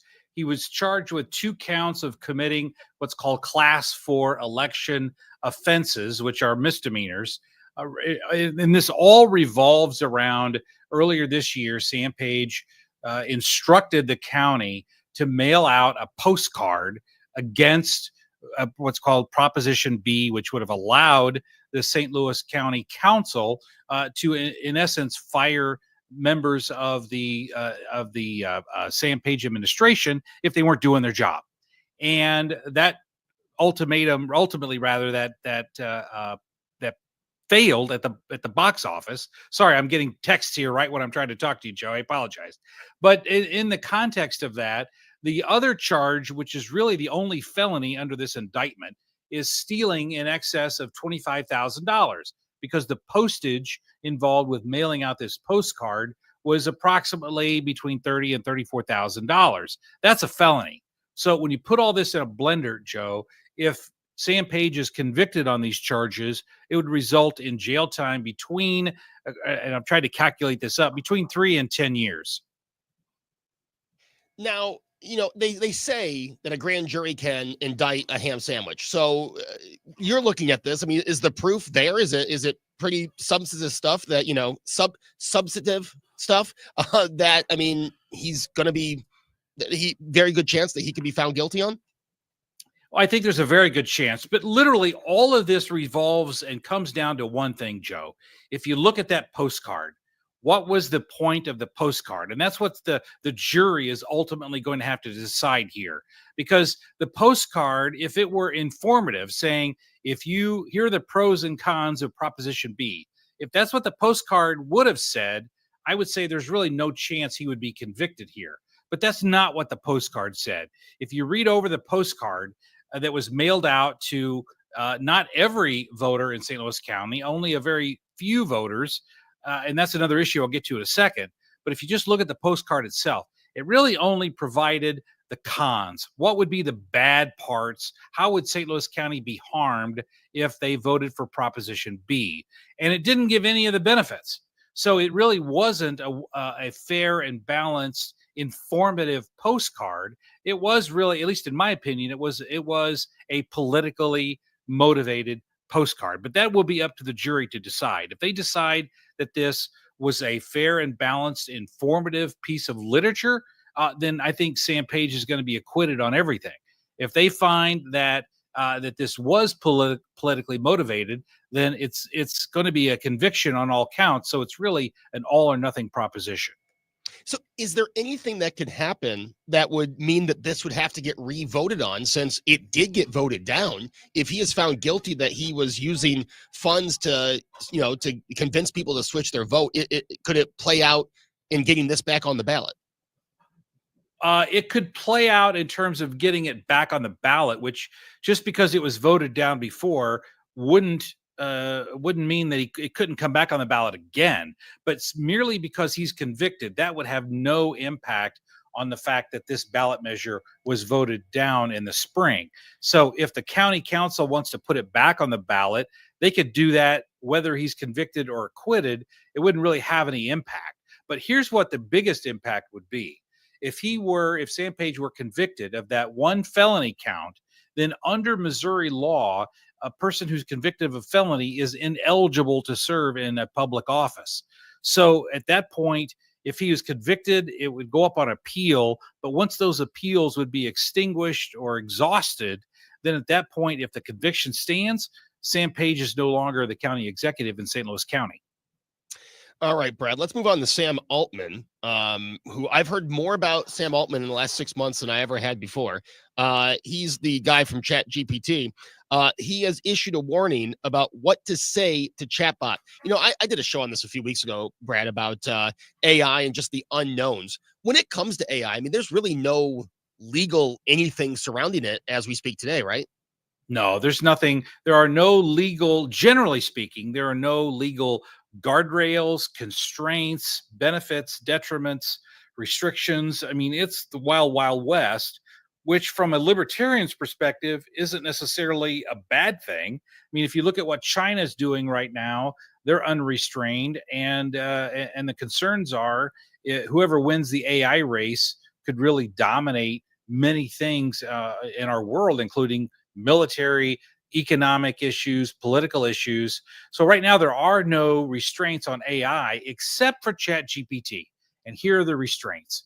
The New York Times sued ChatGPT and OpenAI earlier this year for copyright infringement, stating that that ChatGPT reproduced copyrighted material from the New York Times, and therefore there's damages owed. Now, because of that, the judge, I think it was Magistrate Judge Ona Wang, in May issued an order in this case stating that everything that's done with ChatGPT, all inquiries that are done, all answers that are done, have to be preserved to determine whether or not there are any ongoing evidence of copyright infringement. And so with that, Joe, everything that's typed in at ChatGPT right now has to be preserved by the court. That's not a statute. That's not a regulation. That's simply a court order from this judge in New York. And presumably that court order will continue as long as this litigation goes on. Oh man, I'll tell you, Brad, I'm all for advances in technology, but some of the stuff AI can do, like I can take a picture of my kitchen and it'll make 8 copies of what it could look like in the 1980s. That scares me a little bit in 2 seconds.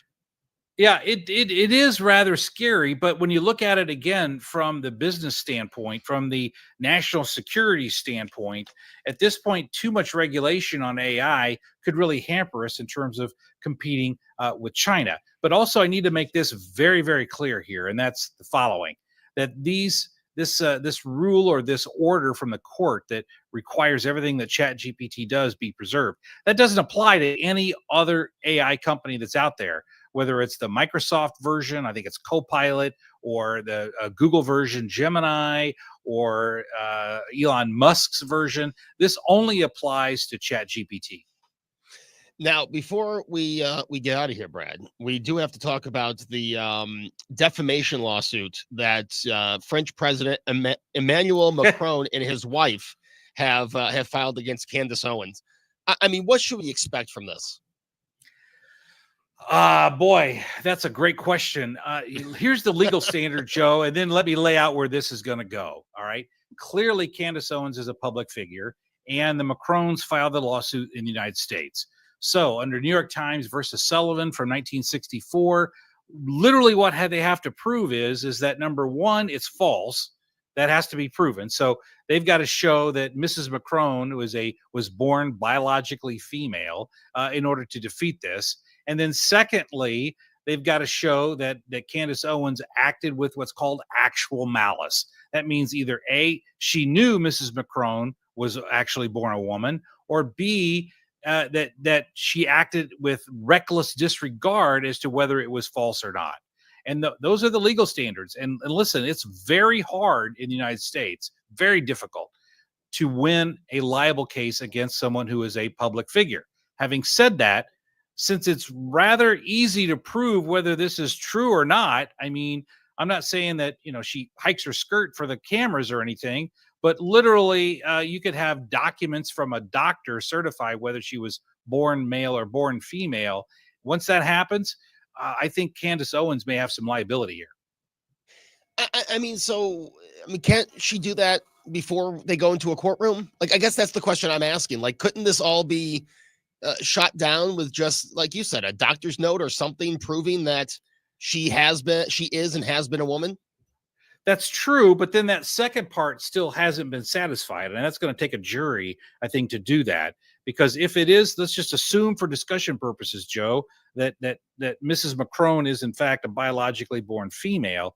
If that's the case, then the question becomes, because this liability standard is so high for going against public figures, then someone has to determine whether or not Candace Owens acted with reckless disregard on whether it was true or whether it was not true. And then someone has to assign damages. And so that, I think, means that we're probably going to see a jury trial on this. So what can the Macrons gain in a judgment in their favor in America? Well, they could get monetary damages. Of course, collecting that is a different matter. That's always difficult in the United States. Just because you get a judgment doesn't mean, you can't take a judgment and go spend it at Walmart. Okay. You have to translate that into collecting money, and that becomes extremely difficult. But it's more, I think, not about the money. It's about the PR. And from the Macron standpoint, I think they're just trying to shut down this speculation about Mrs. Macron, whether she was born biologically male or female, and a successful lawsuit or a successful settlement against Candace Owens would, in all likelihood, achieve that PR goal. Wow. Well, lots to keep our eye on. Brad, always great talking with you, and I look forward to talking to you in the future and listening to you this Friday. All right, Joe, great to talk to you as always, my friend. That is Brad Young, Chief Legal Analyst at 97.1, also partner with Harris, Dow, Fisher, and Young, and the host of this very program Friday at 3 o'clock. I also have to say, Brad also came on one of my Buffalo shows a few months ago, and greatly appreciated. Always great talking with Brad. When we come back, Dennis Hancock will be joining us. He is a St. Louis County Council member.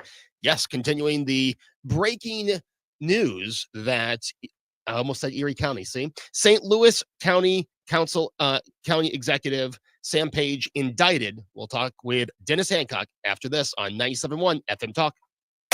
Traffic from the 97.1 FM Talk Traffic Center. On the roads this afternoon, a couple of issues out there. There was an accident reported on Olive, south of Appalachian Trail. Then we had a stall westbound 6440 past Timberlake Manor. That one blocking the right lane. But as far as volume goes, it's starting to just be the usual. So westbound 6440 Kings Highway out past McCausland, a little slow through Chesterfield Valley, and then slowing again as you approach the 70 split. 70 westbound out of downtown, moderate volume at Jennings Station Road, and a little slow out at Highway A. Southbound 170 slowing headed for 6440. Northbound is slow headed for 70. And 55, that's a slow go. Just south of Arsenal down through about Bates in the construction zone. On the Illinois side, eastbound 64 slowing 157 through 159. And then even just a little east of there as well. This report is brought to you by Infinite Vitality. I'm Sue Thomas, and that's traffic on 97.1 FM Talk, St. Louis Conservative.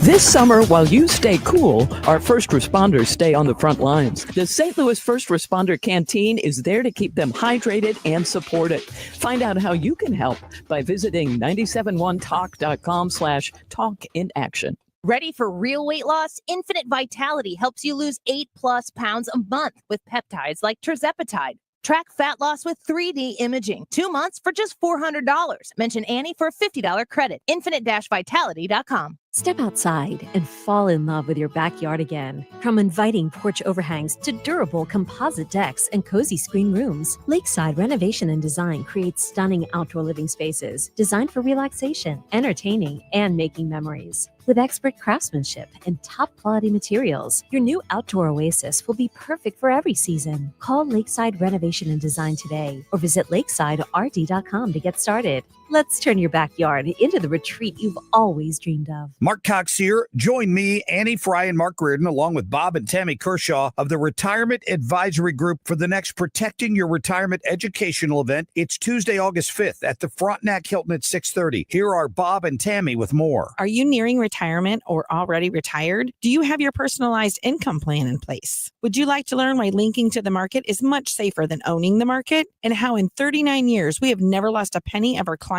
money? Would you like to learn how to automatically lock in your market gains every year without having to sell? Did you also know if you're 59 and a half or older, you can roll over your company retirement plan tax-free to protect your nest egg from any future losses? You'll get all the answers and more. If you're 59 and a half or older, you cannot afford to miss this event. Protect your retirement nest egg and join the official financial advisors of my show, Bob and Tammy Kershaw, at the Frontenac Hilton, Tuesday, August 5th at 6:30. Go to retirementkey.com. That's retirementkey.com. Hey, it's Mark Reardon for Generator Supercenter of St. Louis. And you know, your home is your sanctuary. You need to take the first step to peace of mind with a free estimate on a Generac home standby generator from the #1 Generac generator dealer in the country, Generator Supercenter. We learned the hard way here in St. Louis during the tornado recently that power can be knocked out. But even outside of that, what if the power grid fails and it's 100 degrees here in St. Louis? You don't want to be that person. Get with Generator Supercenter of St. Louis today. Generator Supercenter of St. Louis.com. Tell them that we sent you along. Viking, committed to exploring the world in comfort, offering small ship experiences with a shore excursion included in every port and programs designed for cultural enrichment. Discover more at Viking.com. That's Viking.com. 97.1 FM Talk, St. Louis Conservative.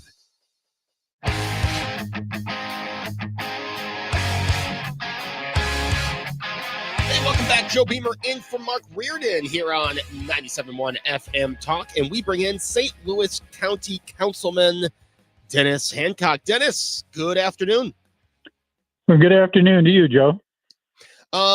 Breaking news today is the county executive has been indicted by a grand jury, charged with 2 counts of committing Class 4 election offenses. Your reaction to the indictment, and what do you think about all this?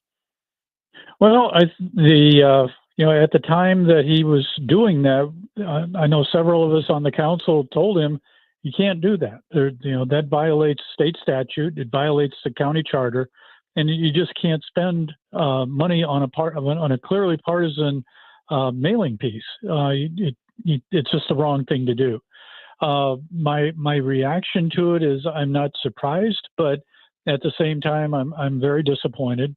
Obviously, this is not a good day for the citizens of St. Louis County, and We just went through this a few years ago with Dr. Page's predecessor. He was convicted of a felony and went to federal prison for 4 years. Wow. Now, do you think Sam Page should step down? What do you think the next step should be? Well, I'm not going to call for his resignation. I think he's entitled to his day in court. But I think that what he needs to do while he's waiting for that day in court is to consider the impact this is going to have on his family, on his friends, on his constituents, and on all the people of St. Louis County. This is going to drag down everyone in St. Louis County, and I would hope that he would take that into consideration if this is going to go on and on for several months while he, if he decides to fight this. I would hope that he would take a different approach, but like I said, I'm not going to call on him to resign. Now, you said, you were saying at the time that, you can't do this. This is a violation. I mean, were your colleagues on the other side also saying that? They were. Actually, the dynamic on the council is such that we have a working coalition of 3 Republicans and 3 Democrats, and we work very closely together on most issues. And we were all in agreement at the time that he shouldn't be doing this. This was the wrong thing to do, but he ignored our advice and decided to push forward with this anyway. What do you think this means for Proposition B? Do you think it should go back on the ballot since, it was these mailers were put out to kind of sway people one way? I mean, should this go without the county putting mailers out on it? Well, I think that's an interesting idea. I haven't talked to any of my colleagues about it as far as putting it back on the ballot. It would be next April before we could do that. There's no November ballot this year, but I think that before we do that, I would advise the voters in St. Louis County to consider very seriously who their next county executive is going to be. Do we really want to go down this road further, or do we want to maybe go in a different direction? You see the indictment, and as you said, this is something that you saw happening in real time. I mean, do you see a scenario where, as things stand right now, Sam Page is not found guilty? I know he's due his day in court. I get that. But with the evidence put in front of you and what you've seen in real time, I mean, can you imagine him not being found guilty on the charges as they stand today? I believe that these charges are very serious, and I think that they are. I don't think this is the end of this story. I think that they have a court date, I believe, scheduled for August 29th, and so that's almost another month to continue to investigate. I know that the Highway Patrol confiscated yesterday and took some other records with them. So I believe they're still looking at the evidence, and who knows what direction this is going to end up going in. Hey, Dennis, really appreciate you taking some time out of your day to join us, and we'll talk again soon, okay? Sounds great, Joe. Thanks for having me. Thank you. That is St. Louis County Councilman Dennis Hancock on the indictment of St. Louis County Executive Sam Page. Again, you've heard Brad talk about him. You heard Dennis talk about it. And I mean, in this day and age, to hear that both parties were kind of in agreement when this was happening, we will keep our eye on that. Not the last you'll hear of this. When we come back, we're going to check in on the White House. Our friend Jeff Mordock from the Washington Times joins us next on 97.1 FM Talk. Joe Beamer in for Mark Reardon. Traffic from the 97.1 FM Talk Traffic Center. We've got plenty of volume on westbound 6440 Kings Highway out past McCausland. Eastbound is slow on either side of 170. Westbound, there's some moderate volume through Chesterfield Valley and at Lake St. Louis Boulevard. Now 70, a little bit of moderate volume at Jennings Station Road and out at Highway A. We've got an accident westbound on 364 at the Missouri River, right there at the bridge. That's causing a delay. Northbound 170 slowing at 70. Southbound lines up south of Olive through 64.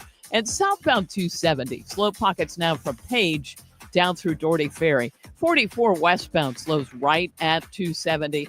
And there's volume on southbound 55, especially headed toward Bates.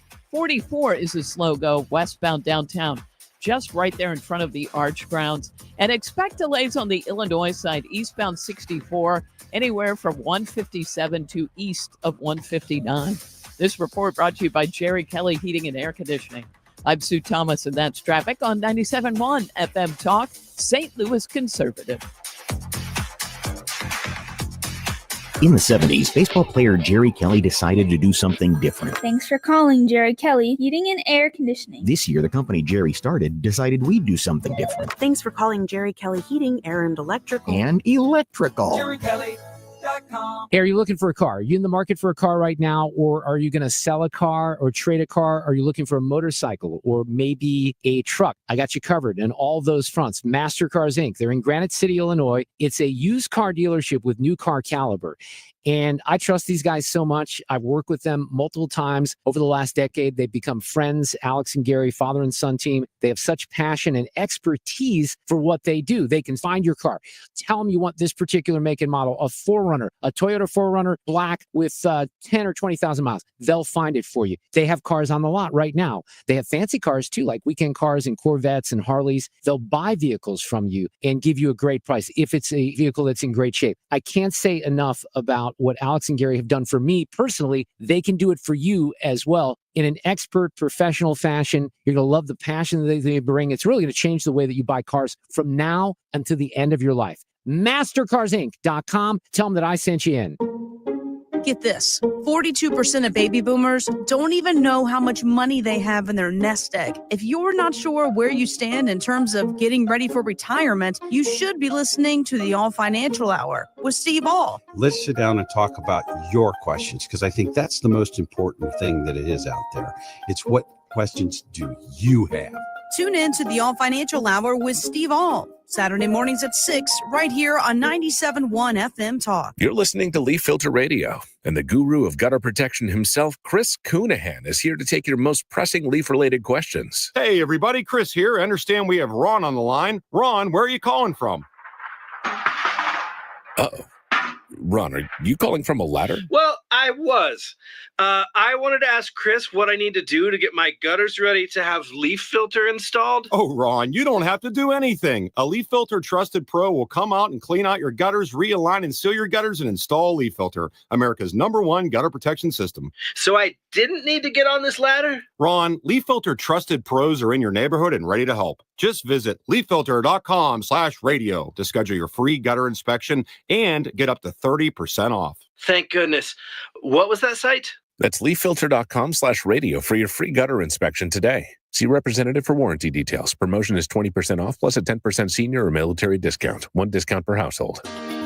Hi, I'm Lieutenant Governor David Wassinger, inviting you to a weekend you won't forget, the 37th annual Lake of the Ozarks Shootout. Our shootout is the largest unsanctioned boat race in the country.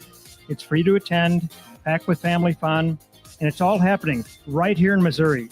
Join me and thousands of visitors from across the country for a weekend of racing and Missouri hospitality at its finest. I'll see you at the lake. Sponsored by the Lieutenant Governor of Missouri. Let's show our appreciation for local heroes. Mark Cox here. Nominate a first responder and their department could get lunch from Grill Master Tony's. I'll personally deliver it. Share their story at 971talk.com. Nominate them today. KFTK FM Florissant. An Odyssey station. Not bending to pressure. I'm Tom Graham, Fox News. A divided Federal Reserve announcing its key interest rate will remain unchanged. For the fifth time this year, the Federal Reserve is keeping a key short-term interest rate unchanged, despite regular calls from President Trump for a rate cut. I hear they're going to do it in September, not today. For what reason? Nobody knows. The president says the 4% rate is making it too difficult for Americans to refinance mortgages or buy new homes. It would be nice to have them be able to do that. That would be just another check of a box. That would be very important. Fed Chairman Jerome Powell has favored keeping rates unchanged, wanting first to see how inflation is impacted by new tariffs imposed by the president. At the White House, Jared Halpern, Fox News. Wall Street not making any big moves following the Fed announcement. Stocks finishing mixed. The Dow falling 172. S&P dipped 8, while the NASDAQ gained 31. It's been the cause of plenty of speculation. Now Senate Democrats and Minority Leader Chuck Schumer ramping up their focus on the Jeffrey Epstein case nearly 6 years after his purported suicide in a New York jail. Senator Schumer says the century-old rule of 5 compels action when any 5 senators call for votes or ask for information. Schumer says while victims' names in Epstein's files will remain confidential, the public must know who enabled, knew of, or participated in one of the most heinous sex trafficking operations in history. Michigan Senator Gary Peters, ranking Democrat on the Homeland Security Committee, said Republicans aren't acting to conduct independent oversight of the administration and call for this information to be made public. Democrats want a response from the DOJ by August 15th. Gernal Scott, Fox News. Former Vice President Kamala Harris announcing she will not be running for California's governor, making that announcement this afternoon on X. America's listening to Fox News. Hey, listen to this. All I needed was a new starter. Got a great deal on eBay. Did it myself. Yeah, that's cool. But how about the soft purr of an upgraded exhaust when it fits just right? For me, it's the little things, like these new windshield wipers from eBay I installed. From small fixes to big upgrades, eBay has all the parts you need at prices you'll love, guaranteed to fit every time. eBay, things people love. Eligible items only. Exclusions apply. Some things can steal your sunshine. Ugh, I just got my hair done. Sorry, the cooler's broken. Anyone see my flip-flops? Anyone? But COVID-19 can steal a lot more. I just took a COVID test. Ugh. Prescription medications for COVID exist. If you test positive this summer, ask your doctor if they're right for you. Visit PfizerForAll.com/COVID-19 to learn more. Sponsored by Air Comfort Service, heating, cooling, and insulation. Weather. Our backdoor cool front knocking at the door, so we'll continue to see some scattered showers and thunderstorms this evening. It's not widespread. That's the good news. 71 for the overnight low. So heat wave is over on Thursday. A mix of clouds and sunshine, a bit of an unsettled sky. Scattered showers around. 82 for the high. Partly to mostly cloudy skies. Thursday night, 64. This is 97.1 FM Talk. Chief Meteorologist Dave Murray. This hour of the Mark Reardon Show is sponsored by Gamma Tree Experts. Your trees deserve the best care. Call Gamma Tree Experts. This is the Mark Reardon Show on 97.1 FM Talk. Hey, welcome back. It is Joe Beamer in for Mark Reardon here on 97.1 FM Talk. Hope everyone's having a great hump day. We are joined this segment by Jeff Mordock. He is the White House correspondent for the Washington Times. Jeff, great to talk with you again, my friend. Always a pleasure. Thanks for having me back, Joe. Hey, so Trump is back from Scotland, and he announced some pretty big tariff news with the EU, but he also announced some tariffs on India. What's the latest in the tariff game? Well, there's a lot of tariff news today. It's one of the more proactive tariff days we've had from the president in a long time. In addition to slapping the new tariffs on India, he also just announced a little while ago that he's going to put a 50% tariff on all goods coming in from Brazil. And that's really interesting because it's part of his aggressive trade war, but it's also to send a message to the Brazilian government because he has complained about the unfair treatment of their previous president who was on trial for contesting an election. That president was a close ally of President Trump's. And he's been very angry. So it's interesting because it underscores that Trump is not only using this as part of his trade campaign, but he's also willing to use tariffs to make a political statement. Another interesting thing is that the president today, as part of his trade war, closed loopholes on small goods being imported into the United States. That's goods less than $800 that typically, because of the low value, don't get tariffed. Now, that exemption has now been waived. So he's really ramping up this trade war ahead of his August 1st deadline with these nations to try to strike a trade deal. And that is Friday, August 1st, Friday, when that deadline hits. Jeff, there was good economic news today. I mean, I know a lot of the mainstream media tried to avoid it, but is the White House talking about the good news that came out? Yes, the White House is talking. I mean, the gross domestic product has expanded. It's expanded well beyond what people thought. And that is great news because that was the key argument against the tariffs was, it's going to limit gross domestic product. It's going to be it's going to really hamper development and economic growth. Economic growth, or the growth of the gross domestic product, was forecasted at 2.3%. We hit 3%. That is a stunning number over the projections. I mean, usually projections come in at 2.3 and everybody's excited if they come in at 2.5 or 2.6. But to come in at 3 is just incredible. And it's interesting because despite this good economic news, the Federal Reserve, clearly did not want to change interest rates, not even take them down a half a point. They still seem to fear that inflation we're not past the inflation. And I thought it was kind of interesting because I watched Jerome Powell's press conference today where he talked about how we're past the inflation of 2022 and all of that, but he doesn't, for whatever reason, doesn't seem to be confident that we're fully past it yet. And I think that is something that's not going to help the economy. I know the president has urged repeatedly for them to cut interest rates. He has asked for them to bring it down from 4.5 to 1. One's a little unrealistic, but I mean, even a full point or half a point, it's somewhat surprising. Well, it's not surprising, but it's something that, I think they could have done, and I don't think it would have hurt the economy too much. Jeff, we see this tension with the Fed and the president and Jerome Powell. I mean, what, if anything, can the president do? I mean, can he get rid of Jerome Powell? Is that in his power? No, it is not. The Supreme Court has ruled that the president cannot get rid of a member of the Fed because it's an independent board unless there is malfeasance or wrongdoing that's uncovered. And that's why you see the president all of a sudden hammering Jerome Powell over the renovations to the Fed's headquarters. I don't know how much you've been following that, Joe, but it's really interesting. They've run, I think it's $7 million past budget, which they've blown past. And if you look at some of the plans of what the Federal Reserve wants to do, the White House has compared it to the Palace of Versailles, and they're not that far off. And all of a sudden, has Jerome Powell's become more resistant to rate change? We've seen the White House focus more and more on these renovations, and they're trying to make the argument that he's mismanaged these renovations. He's bungled them. He's lied to Congress about how much it was going to cost and what they're going to do.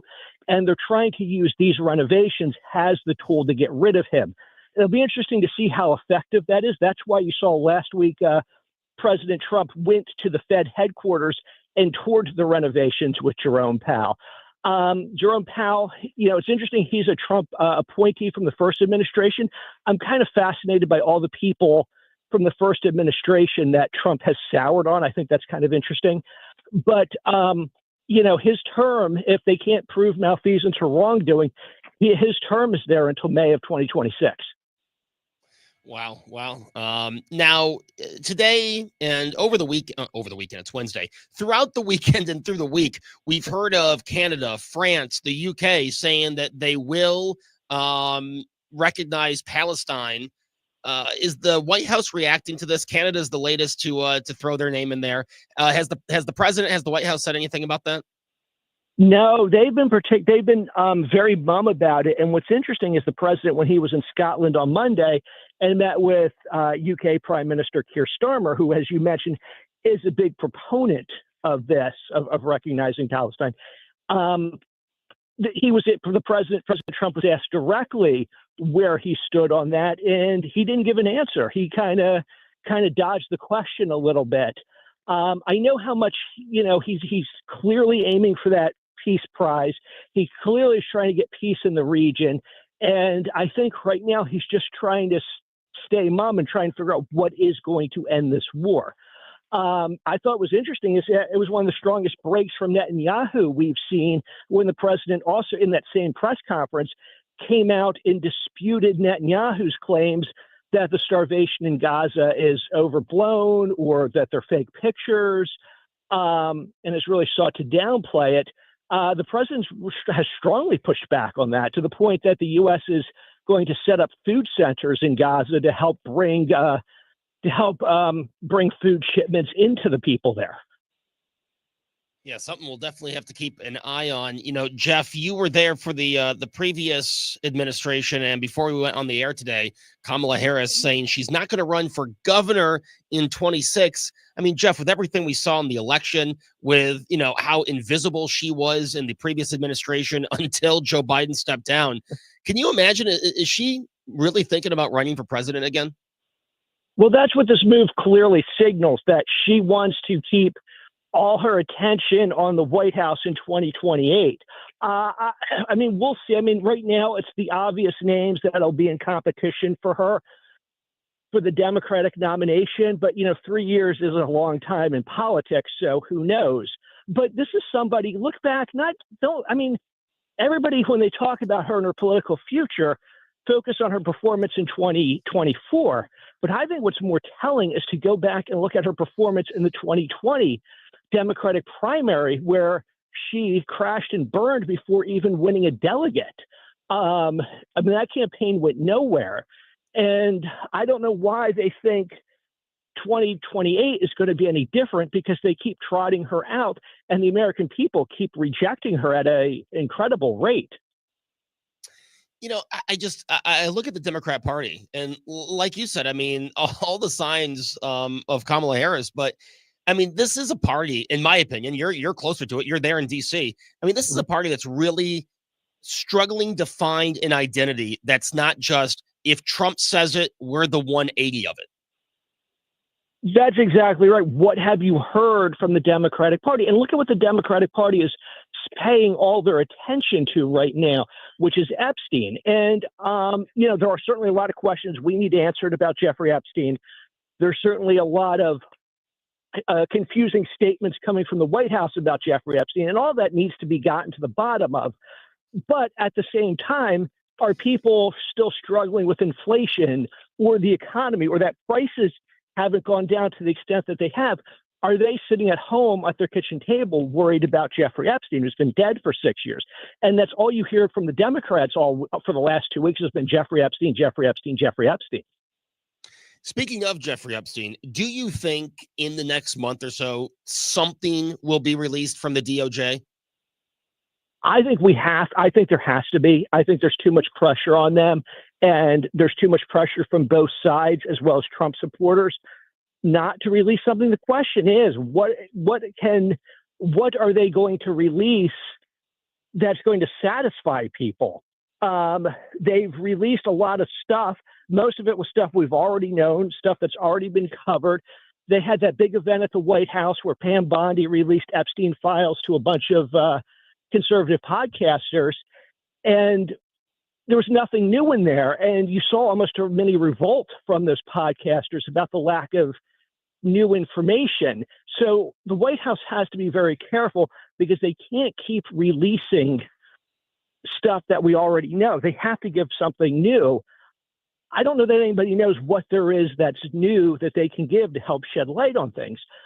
The Justice Department has now gone to these federal courts to try to get the grand jury information released. One, it takes a really high bar for grand jury information to get released. And it's almost doing it because you knew a judge was going to block it, and then you can throw up your hands and say, well, we tried. We couldn't meet the bar. What are we going to do? But on top of that, one of the things we have learned about the grand jury testimony is there's no victims who testified. There's no associates who testified. The testimony strictly from law enforcement, FBI agents, et cetera, talking about their investigations and what they did in those investigations. So I'm not entirely sure that we have anything new to learn from law enforcement. So we're going to have to get something more than that. Jeff, quick here because I'm up against the clock, but is there pressure on Pam Bondi? I mean, are there people in the administration that want Pam Bondi out? Yes, there are. I mean, just look at the back and forth that's been going on between her and Dan Bongino. He took a day off of work in protest of his frustration with her. Trump seems to be backing her. Trump seems to be constantly expressing support for her. But yes, there are people who are in this administration who are frustrated. And a lot of those people are making an argument, which is that people like Bondi, people like Dan Bongino, people like Kash Patel, the problem here isn't that they're covering things up. The problem's on the front. This is what the argument is. The problem's on the front end that they shot their mouths off without evidence, and now they have nothing to back up what they were saying. If that argument is true, we will eventually, I hope we eventually find out at some point. But that seems to be the argument for getting rid of her, that this constant overpromising and building things up only to have it deflated because they just don't have what this was built up to be. Yeah, exactly. Hey, Jeff, always great stuff. Appreciate you. We'll talk soon. All right. I always enjoy it, Joe. Thank you so much. That is Jeff Mordock. He is the White House correspondent for the Washington Times. And yeah, just quick note there. I have to say, I have nothing against Pam Bondi. I like, a lot of the people in the administration. I do think there is some extra pressure on her or spotlight on her because it does sound like she overpromised, right? I mean, she said the stuff's on my desk, we're going to get it out, and she may have talked it up a little too much, but it's obviously something we'll keep an eye on. When we come back, more of Joe Beamer in for Mark Reardon on 97.1 FM Talk. Traffic from the 97.1 FM Talk Traffic Center. Had an accident reported westbound 6440 near Ballas on the right side. Still a little bit of a slowdown through there. Most of the volume on 64 is eastbound, approaching 170 through Big Bend, and westbound from Kings Highway out through McCausland. And that has backed up southbound 170 traffic as well, headed for 64. Now, 70 westbound, moderate volume right at Jennings Station Road, and then things open up a bit. We've got northbound 170 slowing at 70.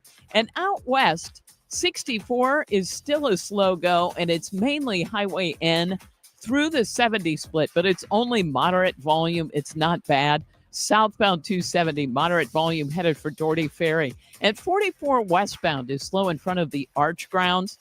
Also, although we're fine headed for and crossing the Poplar Street Bridge, 64 eastbound, there's road work from 157 to 159, and it's a slow go through there. I'm Sue Thomas, and that's traffic on 97.1 FM Talk, St. Louis Conservative. Enjoy your land the way you've always dreamed of. Visit MissouriBrushControl.com. Missouri Brush Control is helping landowners reclaim their property, manage vegetation, and clear land for better views. Enjoy your land the way you always dreamed of. Missouri Brush Control, making acreage great again.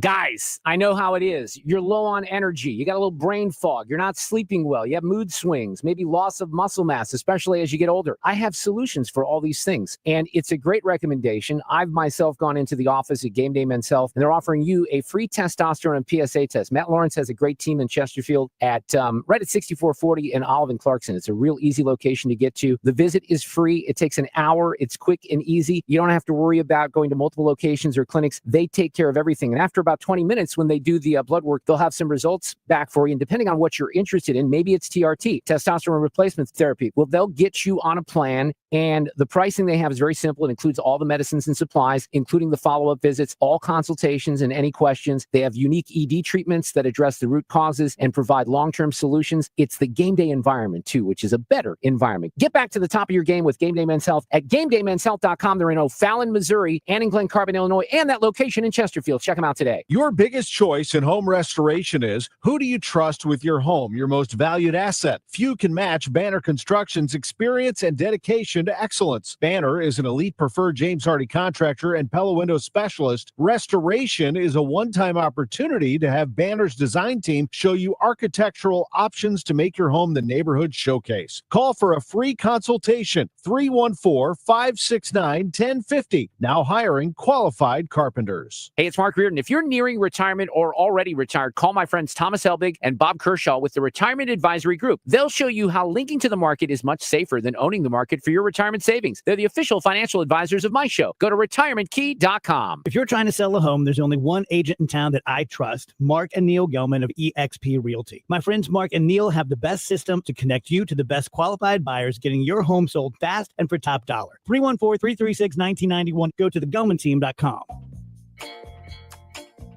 Hi, this is Steve Butts with the Crawford Butts Insurance Agency.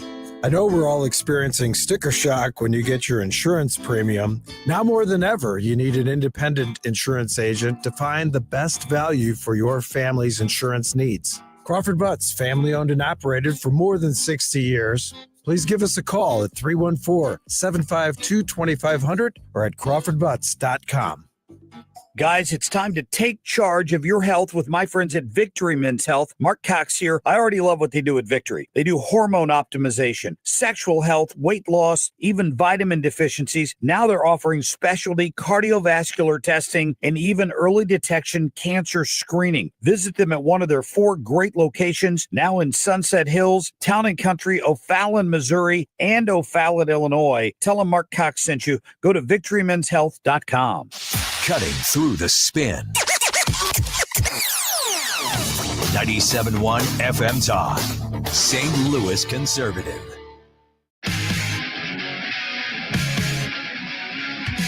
Welcome back. Joe Beaver in for Mark Reardon here on 97.1 FM Talk. You know, I was going to talk about something completely different this segment, but something just came across my social media. I know, planning on the fly, Joe, this will either crash and burn or it'll make sense. Cynthia Nixon, we all know Cynthia Nixon. She ran for governor in New York. She was also on a popular HBO show back in the day. She said, I believe this was on some kind of podcast, quote, "My kid is trans. My sister's kids are trans. Every kid I know is trans and proud." Doesn't that sound like there's something? It's not normal for a whatever percentage of children to be trans. Again, hey, you're 18, you want to do what you want to do. I'm not going to sit here and judge. But I mean, we're talking about children. We're talking about kids being trans. I mean, that seems forced by the parents. You know, I mean, when I was 5, you know, I mean, I don't know. I was going to say, did I pick up a Barbie? I don't think I did. But if I did, were my parents going, oh my gosh, he's playing with a Barbie. He must be a girl. I'm sorry. There is just something I cannot comprehend, that you have a child under the age of 18, right? I mean, when I was 13, you know, this was in the early 2000s. And, you know, men had pierced ears. I wanted to get my ears pierced. And my mom said, well, when you're 18, you can get your ears pierced. You can have a tattoo. Well, guess what? When I was 18, I'm so glad I didn't pierce my ears, which, by the way, I mean, you could just not put anything in. And I didn't get any tattoos. But then you have parents out there that their kid says, you know what? I was born a boy. I think I'm a girl. And you start giving them medications and having irreversible surgeries. I mean, that is just, it should not, in my opinion, should not be allowed. And then when you're talking about multiple kids in your family are trans, doesn't that seem like maybe the parents are promoting this type of lifestyle? It to me, I mean, this is, in my opinion, again, something that should not be allowed. Again, you're 18, you want to do whatever you want to do, fine. That's not my job to comment. But when we're talking about children and their parents giving them medications that will alter We'll have alterations and surgeries that are irreversible. That's inexcusable. And I mean, again, I cannot believe we're at a point in time where we have people bragging about how many trans kids they have. Again, within your family, what's going on with your family? What are you teaching these children? What are you telling these children? What are they watching? Because to me, that's just not normal. And you wouldn't let your 8-year-old get a tattoo. You probably shouldn't, let your 8-year-old decide that they want to change genders and start giving them things like puberty blockers and surgeries. It's something that I cannot comprehend. And the fact that you not only have people like Cynthia Nixon, let's be honest, Cynthia Nixon, she's an actress. She's a Hollywood, far left liberal. I mean, she ran to the very far left of Andrew Cuomo in New York. But when you have elected officials and they're saying things like, this is a sanctuary state where kids can come and have their gender affirming surgery. I'm sorry, you should never be allowed in office ever again. I mean, that is just, it's irresponsible by the parents and it's irresponsible by elected officials to encourage children not only to have the surgeries, but to have the surgeries without their parents' permission. Something that we've seen from California. And I just saw this come across my screen. And this is, liberals are saying, yes, look at this, trans the kids, yet get Sydney Sweeney off my TV in those Gene ads. I mean, we're living in crazy times. Crazy times. When I was growing up, every ad looked like the American Eagle Sydney Sweeney ad. Yet now, because of course, the American liberal needs something to complain about, they're not happy with themselves. So who's the person we're going to complain about? Sydney Sweeney. And crazy stuff like this. Clip 9. If we could play clip 9 real quick. This is what's going on over on TikTok. Hey, American Eagle. Now do black and brown women. Because black and brown women also have great genes that they inherit from their parents. Did you know that? Talking about blue jeans and white people, boycott American Eagle. Boycott the out of them. A blonde-haired, blue-eyed white woman is talking about her good genes. Like, that is Nazi propaganda. Oh my gosh. I mean, really over a gene ad? I'm not surprised. I can't sit here and say I'm surprised because we have, and we all know it's the liberal stay-at-home mom, right? They're the ones, they have all day. They're in their late 30s, but they have all day to post political BS on TikTok, on Instagram, on Twitter, on Facebook. It's the same far left stay-at-home mom that Zoran Mamdani, appeals to. Oh my gosh. We can't even have ads for jeans anymore without people on the left losing their minds, like Cory Booker on the Senate floor. Again, if I sat here and said I'm surprised, I'd be lying because I haven't been in a coma for the last decade. We've seen this happening. Fortunately, even with what we just played, I do believe that the tide has started to turn. It started in November, and I think it's continuing. I think people are sick of the woke stuff. And again, most people don't want to be offended by everything they see. So I do think the tide's turning, but it's still, the crazy is still out there. When we come back, we'll be talking about the positive economic news and Senator Josh Hawley wanting to send rebate checks, tariff rebate checks. That and more coming up next on 97.1 FM Talk. Traffic from the 97.1 FM Talk Traffic Center. We've got some volume on westbound 6440. It's approaching Kings Highway out past McCausland. And we had that accident at Ballas in the right lane. That's created a jam back through Lindbergh. Eastbound traffic slowing east of Lindbergh through Big Bend. Now, 270 is kind of slow there in both directions at Olive. Westbound 70, little slow at Jennings Station Road, and just past 94th. These are not bad things. Just moderate volume in pockets. And then if you are on southbound 170, it's a slow go at 64. And southbound 55 still slowing at Bates in the construction zone. And 44 downtown still jammed in front of the Arch grounds. We look fine on the bridges if you're headed into Illinois, but 64 eastbound is slow between 157 and 159, all due to road work. I'm Sue Thomas, and that's traffic on 97.1 FM Talk, St. Louis Conservative. Hey, it's Mark Reardon. Check out Michael's Flooring Outlet because I experienced great service from Mike and his team last year with a project that we did in my home. But nothing against, as I say, the big box stores. You're not going to get someone who has decades of flooring experience to make recommendations, to say, hey, maybe you don't want to pull out all the carpeting in your basement because you have a great audio system.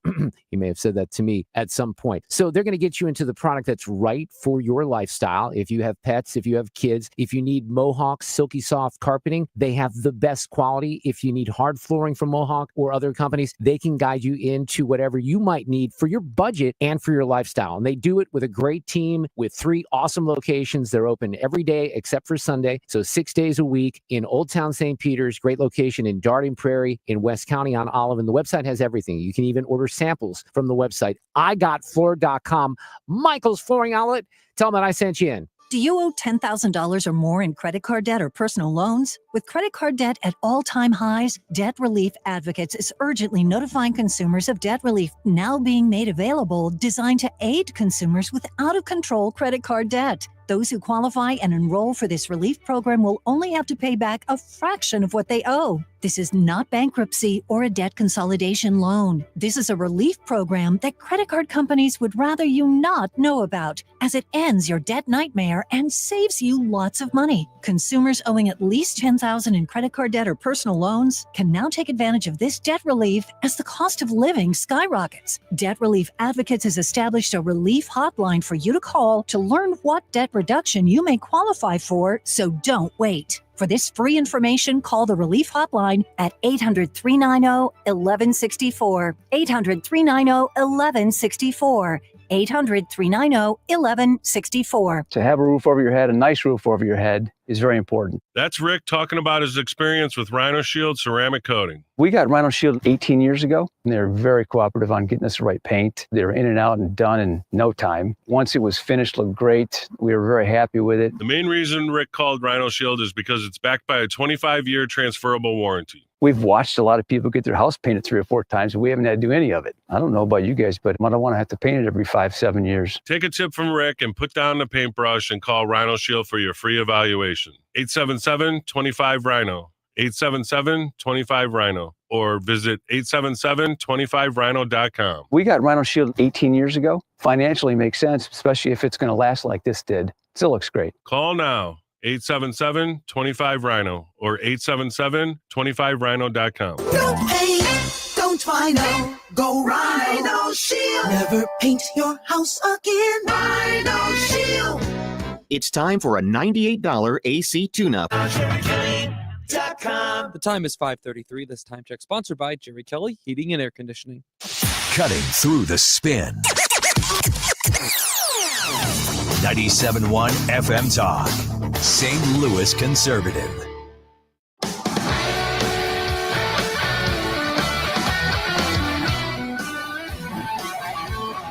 Hey, welcome back.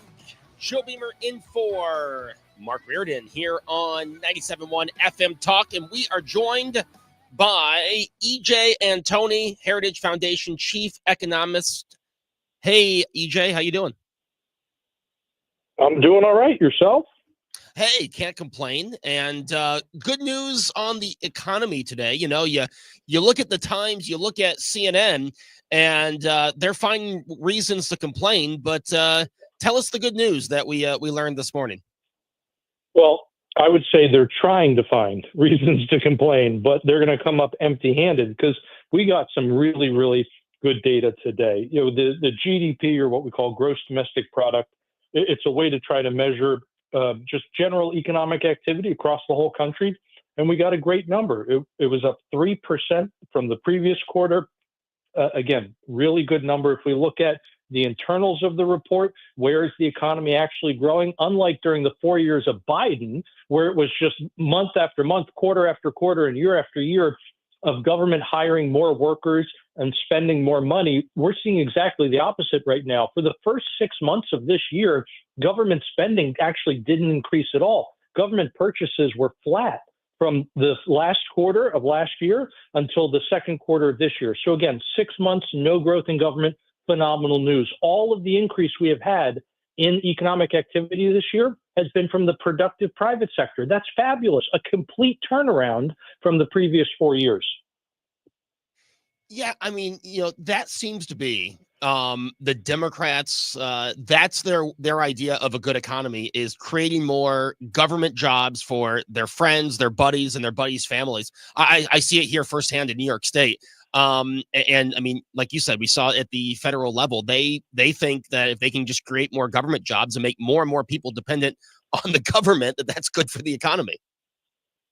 Exactly. And sure enough, like I said, we're seeing exactly the opposite of that right now. And it's not just today's GDP report. It's even been in the monthly job reports. And by the way, we're going to get the next one on Friday. That'll give us the month of July, those figures. And what I'm sure it's going to show is exactly what we saw for the first 6 months of the year, which was every month this year, the number of federal bureaucrats has actually declined. That's fabulous news. So again, you're seeing a reprivatization of the economy. You're not seeing simply money being wasted on the unproductive public sector, but instead you're seeing investment in the productive private sector. All of the net job growth this year, think of that, all of the net job growth is full-time jobs, it's non-government jobs, and it's Americans who are getting the jobs, not just foreign-born workers who are flooding into the country. And by the way, EJ is the chief economist. I'm sorry, I screwed up that. I don't know what I was thinking when we got back from break. EJ, you look at these tariffs, and it seems now as the deadline's approaching, more and more deals are being made in what I view to be in America's favor. How do you view these tariffs? Are they good? Are they bad? And how will they play out? Well, certainly the deals that we're getting are in America's favor. And you can call them deals, you can call them agreements, frameworks, whatever the case may be. But at the end of the day, the fact remains that President Trump is managing to negotiate a much better international trading system for the American people. Look at what's happened with the most recent one in the European Union. We are going to have unprecedented access. That's no exaggeration. Unprecedented access to European consumer markets. That will increase the demand for American exports and increase the demand for the American labor that produces those exports, whether it's food, whether it's cars, whether it's industrial products, consumer goods, you name it. And at the end of the day, that means not only more Americans employed, but it means faster wage growth for the Americans employed in those industries. And this is all possible because President Trump understands how to wield the American consumer's purchasing power like a weapon in these negotiations. That's what's going on with these tariffs. He's basically saying to these other nations, or in the case of the EU, a group of nations, if you're not going to give us the same courtesy that we give you, then guess what? We're not playing ball anymore. And there's good reason for that. This is what President Trump has done here with the EU is nothing short of overturn an 80-year precedent. Ever since the end of World War II, we have allowed Europe to restrict our access to their consumer markets in order to help those countries rebuild after that devastating conflict. Well, guess what? That was 80 years ago. They don't need help anymore. If they can't stand on their own 2 feet after nearly a century, then maybe they don't deserve to stand at all as developed economies. EJ, I look at this, and as you say, I mean, these deals, these agreements, they help the American worker, that wants to get out there and wants to work. Why did it take Donald Trump to get to this point that we're not being owned by some of these other countries worldwide? That's a very, very good question. Maybe because it took a billionaire to do it. I mean, ironically, the guy who is the most independently wealthy president, maybe that we've ever had after you adjust for things like inflation, is the one who's most connected with the needs and the concerns of the average American, of the blue collar worker, right, of the typical or the average Joe. He is not beholden to special interest. He is, unlike virtually all of the presidents that came before him, he is not beholden to a particular campaign contributor, right? And this is Republican and Democrat, by the way. It was true for George W. Bush. It was true for Clinton. It was true for Obama, for Biden, for George H.W. Bush. I mean, you name it, all of those guys, they had their special interest groups that they always had to kowtow to, and that included a lot of international special interests, and that meant that their view on international trade was always going to be compromised and not necessarily going to be in America's best interest. And sure enough, that's what we got. For basically every decade, really since the mid-'80s, we have seen presidents not put America first. It has been America last more often than not. EJ, Senator Josh Hawley from this great state of Missouri wants to see tariff rebate checks of around $600 to for the American people to capitalize personally on the success of the tariffs. What do you think of his plan, and do you think we'll actually see these checks? Well, I think the senator's heart is in the right place, but if I can be blunt, it's a really stupid idea. The government doesn't have any more money. I don't know where these different people, and it's not just the senator, it's tons of people in government, right? It's most of the folks in the Senate and the House, and it's across both parties. The federal government doesn't have any more money. We are $37 trillion in debt, for crying out loud. We're paying $1.2 trillion a year just in interest on that debt. We don't have any more money. If you're wondering why are we in a cost of living crisis? Why did we have the worst inflation in 40 years? Why did we have the fastest interest rate hikes in 40 years? It all came down to the government spending too much money and the manipulations of our monetary system that had to happen to accommodate that runaway spending. If the government has any extra revenue right now, they should be using it to reduce the deficit. And then once you get rid of the deficit, once you balance the budget, you use any excess revenue to pay down the debt. That has to be the priority, because if you don't do that, if you keep piling on new spending, like this idea of giving out checks, then guess what? You're only making the problem worse. And the very thing that you're trying to alleviate, which is the American people's financial pain, you're going to, again, end up making that situation worse, not better. Yeah, you talk about the money brought in by the tariffs, but you're in so much debt, the national debt. It's as if you overdrew your bank account and then you get your paycheck. Well, you don't see any money. It makes up for the money that you overdrew your bank account. Right. Well, imagine if your household is deeply in debt. You have, let's say, an astronomical amount of credit card debt. You've managed to rack up like $80, $90, or even $100,000 in credit card debt. You are drowning. You can't even afford the minimum payments each month. And so you're taking out new credit cards and doing cash advances in order to pay the bills coming in from the old credit cards. That's the situation the federal government is in. Okay. Now imagine you take on an extra job, you get a part-time gig on the weekends, and you're bringing in a little extra money, and you sit down with your spouse and you say, you know what? Why don't we take this extra money and go on a little vacation? Or why don't we have like a really nice fancy dinner at a steakhouse? Are you kidding me? You are drowning in debt. You don't have money for that. You need to be paying down debt. You need to be getting your financial house in order. It is not the time for more spending. And so again, I understand, with the senator, I understand the senator has good intentions here, but that doesn't mean his policy will have good effects. There's a lot I agree with Josh Hawley on in the Senate, but and he was, one of the lone Republicans to call for a federal, an increase of the federal minimum wage. And like you said, I think his heart's in a good place on both these things, but in the long run, I don't think it's what's best for the economy. How about you? What do you think about that minimum wage hike?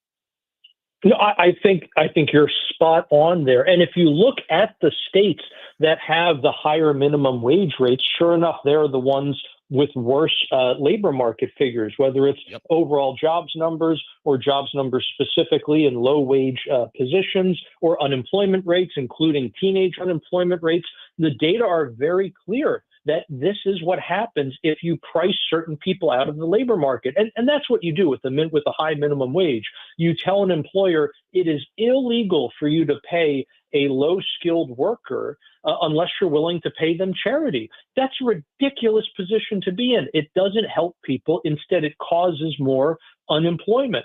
And part of the reason why the state of Missouri has done better than a lot of other states the last 4 or 5 years in terms of its labor market is the fact that it doesn't have one of those onerously high minimum wages. It's not up there with like New York or Illinois or California or some of these other places.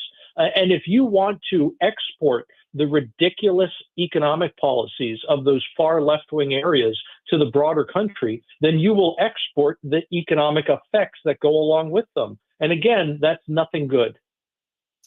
EJ, great stuff. Really appreciate it. My pleasure. Thank you for having me.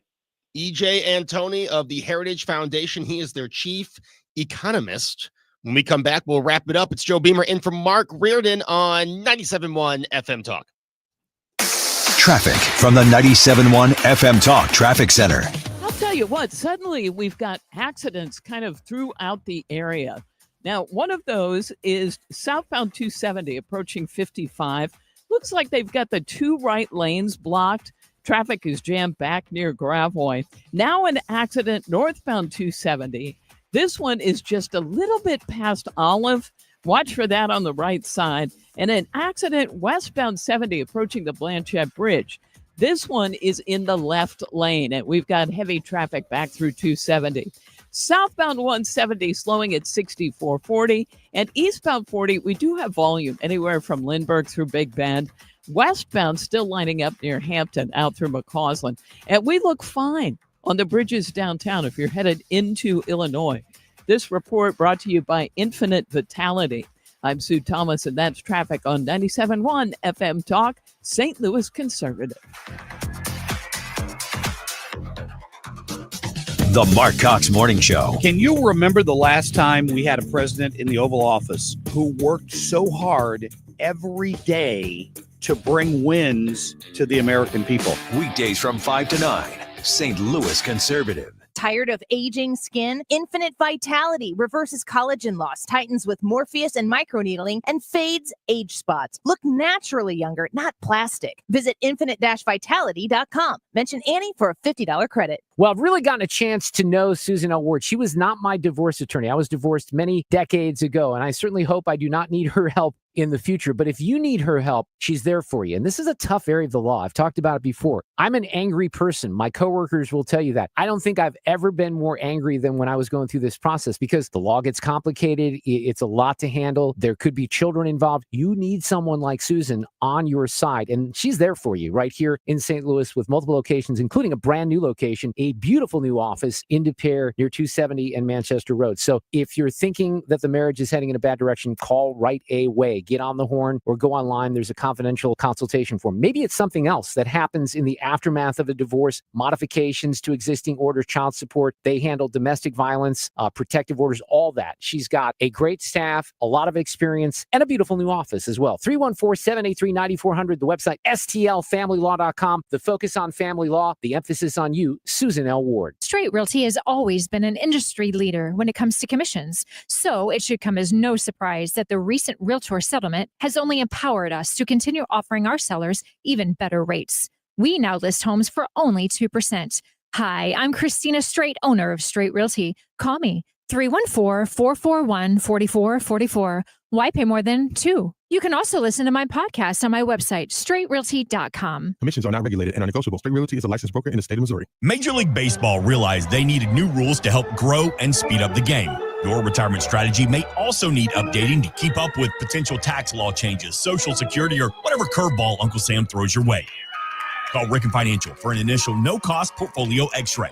314-207-6211. That's 314-207-6211 or online at rickandfinancial.com. Investment advisory products and services made available through Impact Partnership Wealth, LLC, IPW, registered investment advisor. You're listening to Leaf Filter Radio. And the guru of gutter protection himself, Chris Coonahan, is here to take your most pressing leaf-related questions. Hey, everybody, Chris here. I understand we have Ron on the line. Ron, where are you calling from? Uh-oh. Ron, are you calling from a ladder? Well, I was.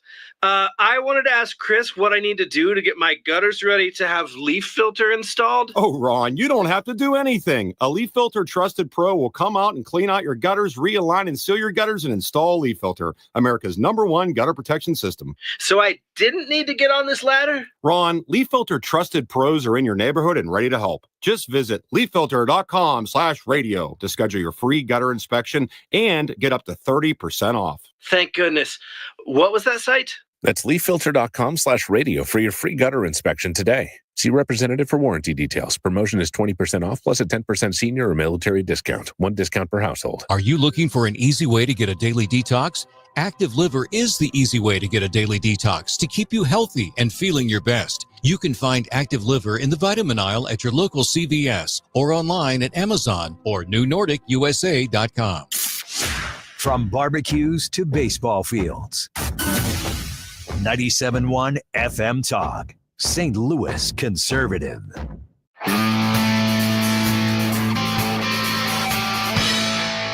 welcome back. Final segment. Joe Beamer in for Mark Reardon here on 97.1 FM Talk. Before we get to the clip of the day, real quick, on my Buffalo show this afternoon, I talked about a woman who proposed 43 times. I'm sorry, a woman didn't propose. I got that wrong. The guy proposed 43 times before the woman said yes. Wow. I mean, is it just me? Am I not a romantic person, Sue? Because I probably wouldn't have even asked a second time. 43. Well, I mean, all right, if the first one's a bad situation, maybe you're out in public and there's something. 43? Wow. Over 7 years. That's, I guess that's impressive. I don't know. It's determination. I love my wife to death, but we had been dating for over 2 years. If she hadn't said yes, I'd be like, okay, we're on different pages. I think it's time to pack my stuff up. I mean, I also did ask her in the middle of COVID, so maybe she kind of felt guilty and, forced into saying yes. No, she didn't. 43. Jeez. 43 times. Finally said yes. They tied the knot in May, so she went through with the wedding. I don't know. I don't have that kind of I mean, hey, I love my wife, but if she said no the first time, it would have been really difficult for me to even pull the ring out again for a second time. No kidding. Wow. Well, with that, let's hit our clip of the day. Stand by. Playback ready. Initiating sequence. Now, the audio cut of the day. Yeah, this is something that let me tell you, I talk about this at least once a month up here in the beautiful state of New York. This is Chuck Schumer. And by the way, I have been on the air for 8 years in Buffalo. I've talked to 0 U.S. senators from New York State.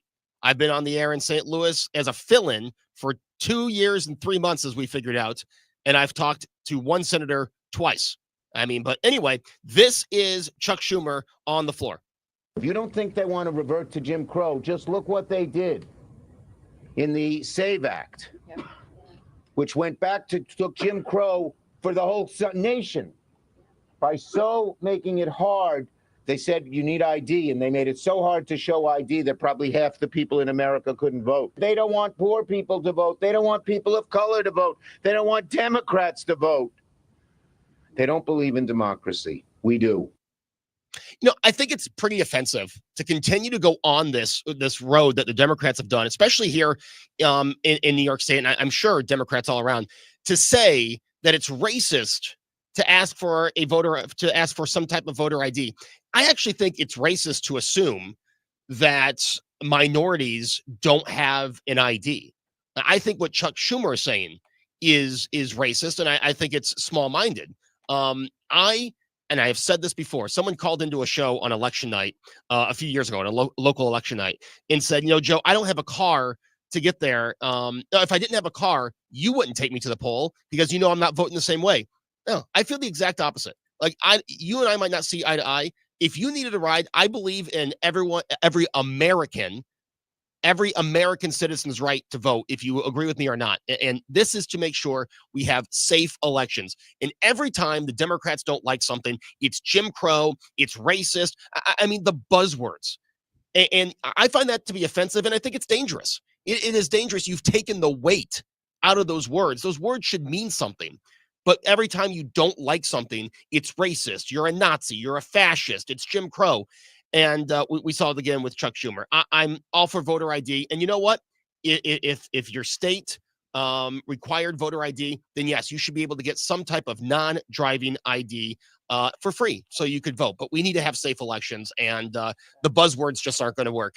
We'll be back here tomorrow starting at 3 o'clock. Thank you, Sue, Ethan, and Fred. Can't wait to talk to you again tomorrow at 3. Traffic from the 97.1 FM Talk Traffic Center. Thanks, Joe. Okay, we've got an accident on westbound 70 approaching the Blanchette Bridge. Watch for that in the left lane and a jam back through 270. Accident on southbound 270. This one is approaching 55. They've got the 2 right lanes blocked, and it's a parking lot back through Gravois. Eastbound 64, some moderate volume on either side of the inner belt, and we look great downtown. If you are headed in or out of Illinois, things look good. In fact, they look great. This report brought to you by the Diamond Shop. The Diamond Shop, making St. Louis sparkle for over 100 years. I'm Sue Thomas, and that's traffic on 97.1 FM Talk, St. Louis Conservative. Well, the pool at the Missouri Athletic Club West has been put to use by my daughter and my wife many, many times this summer. They're taking great advantage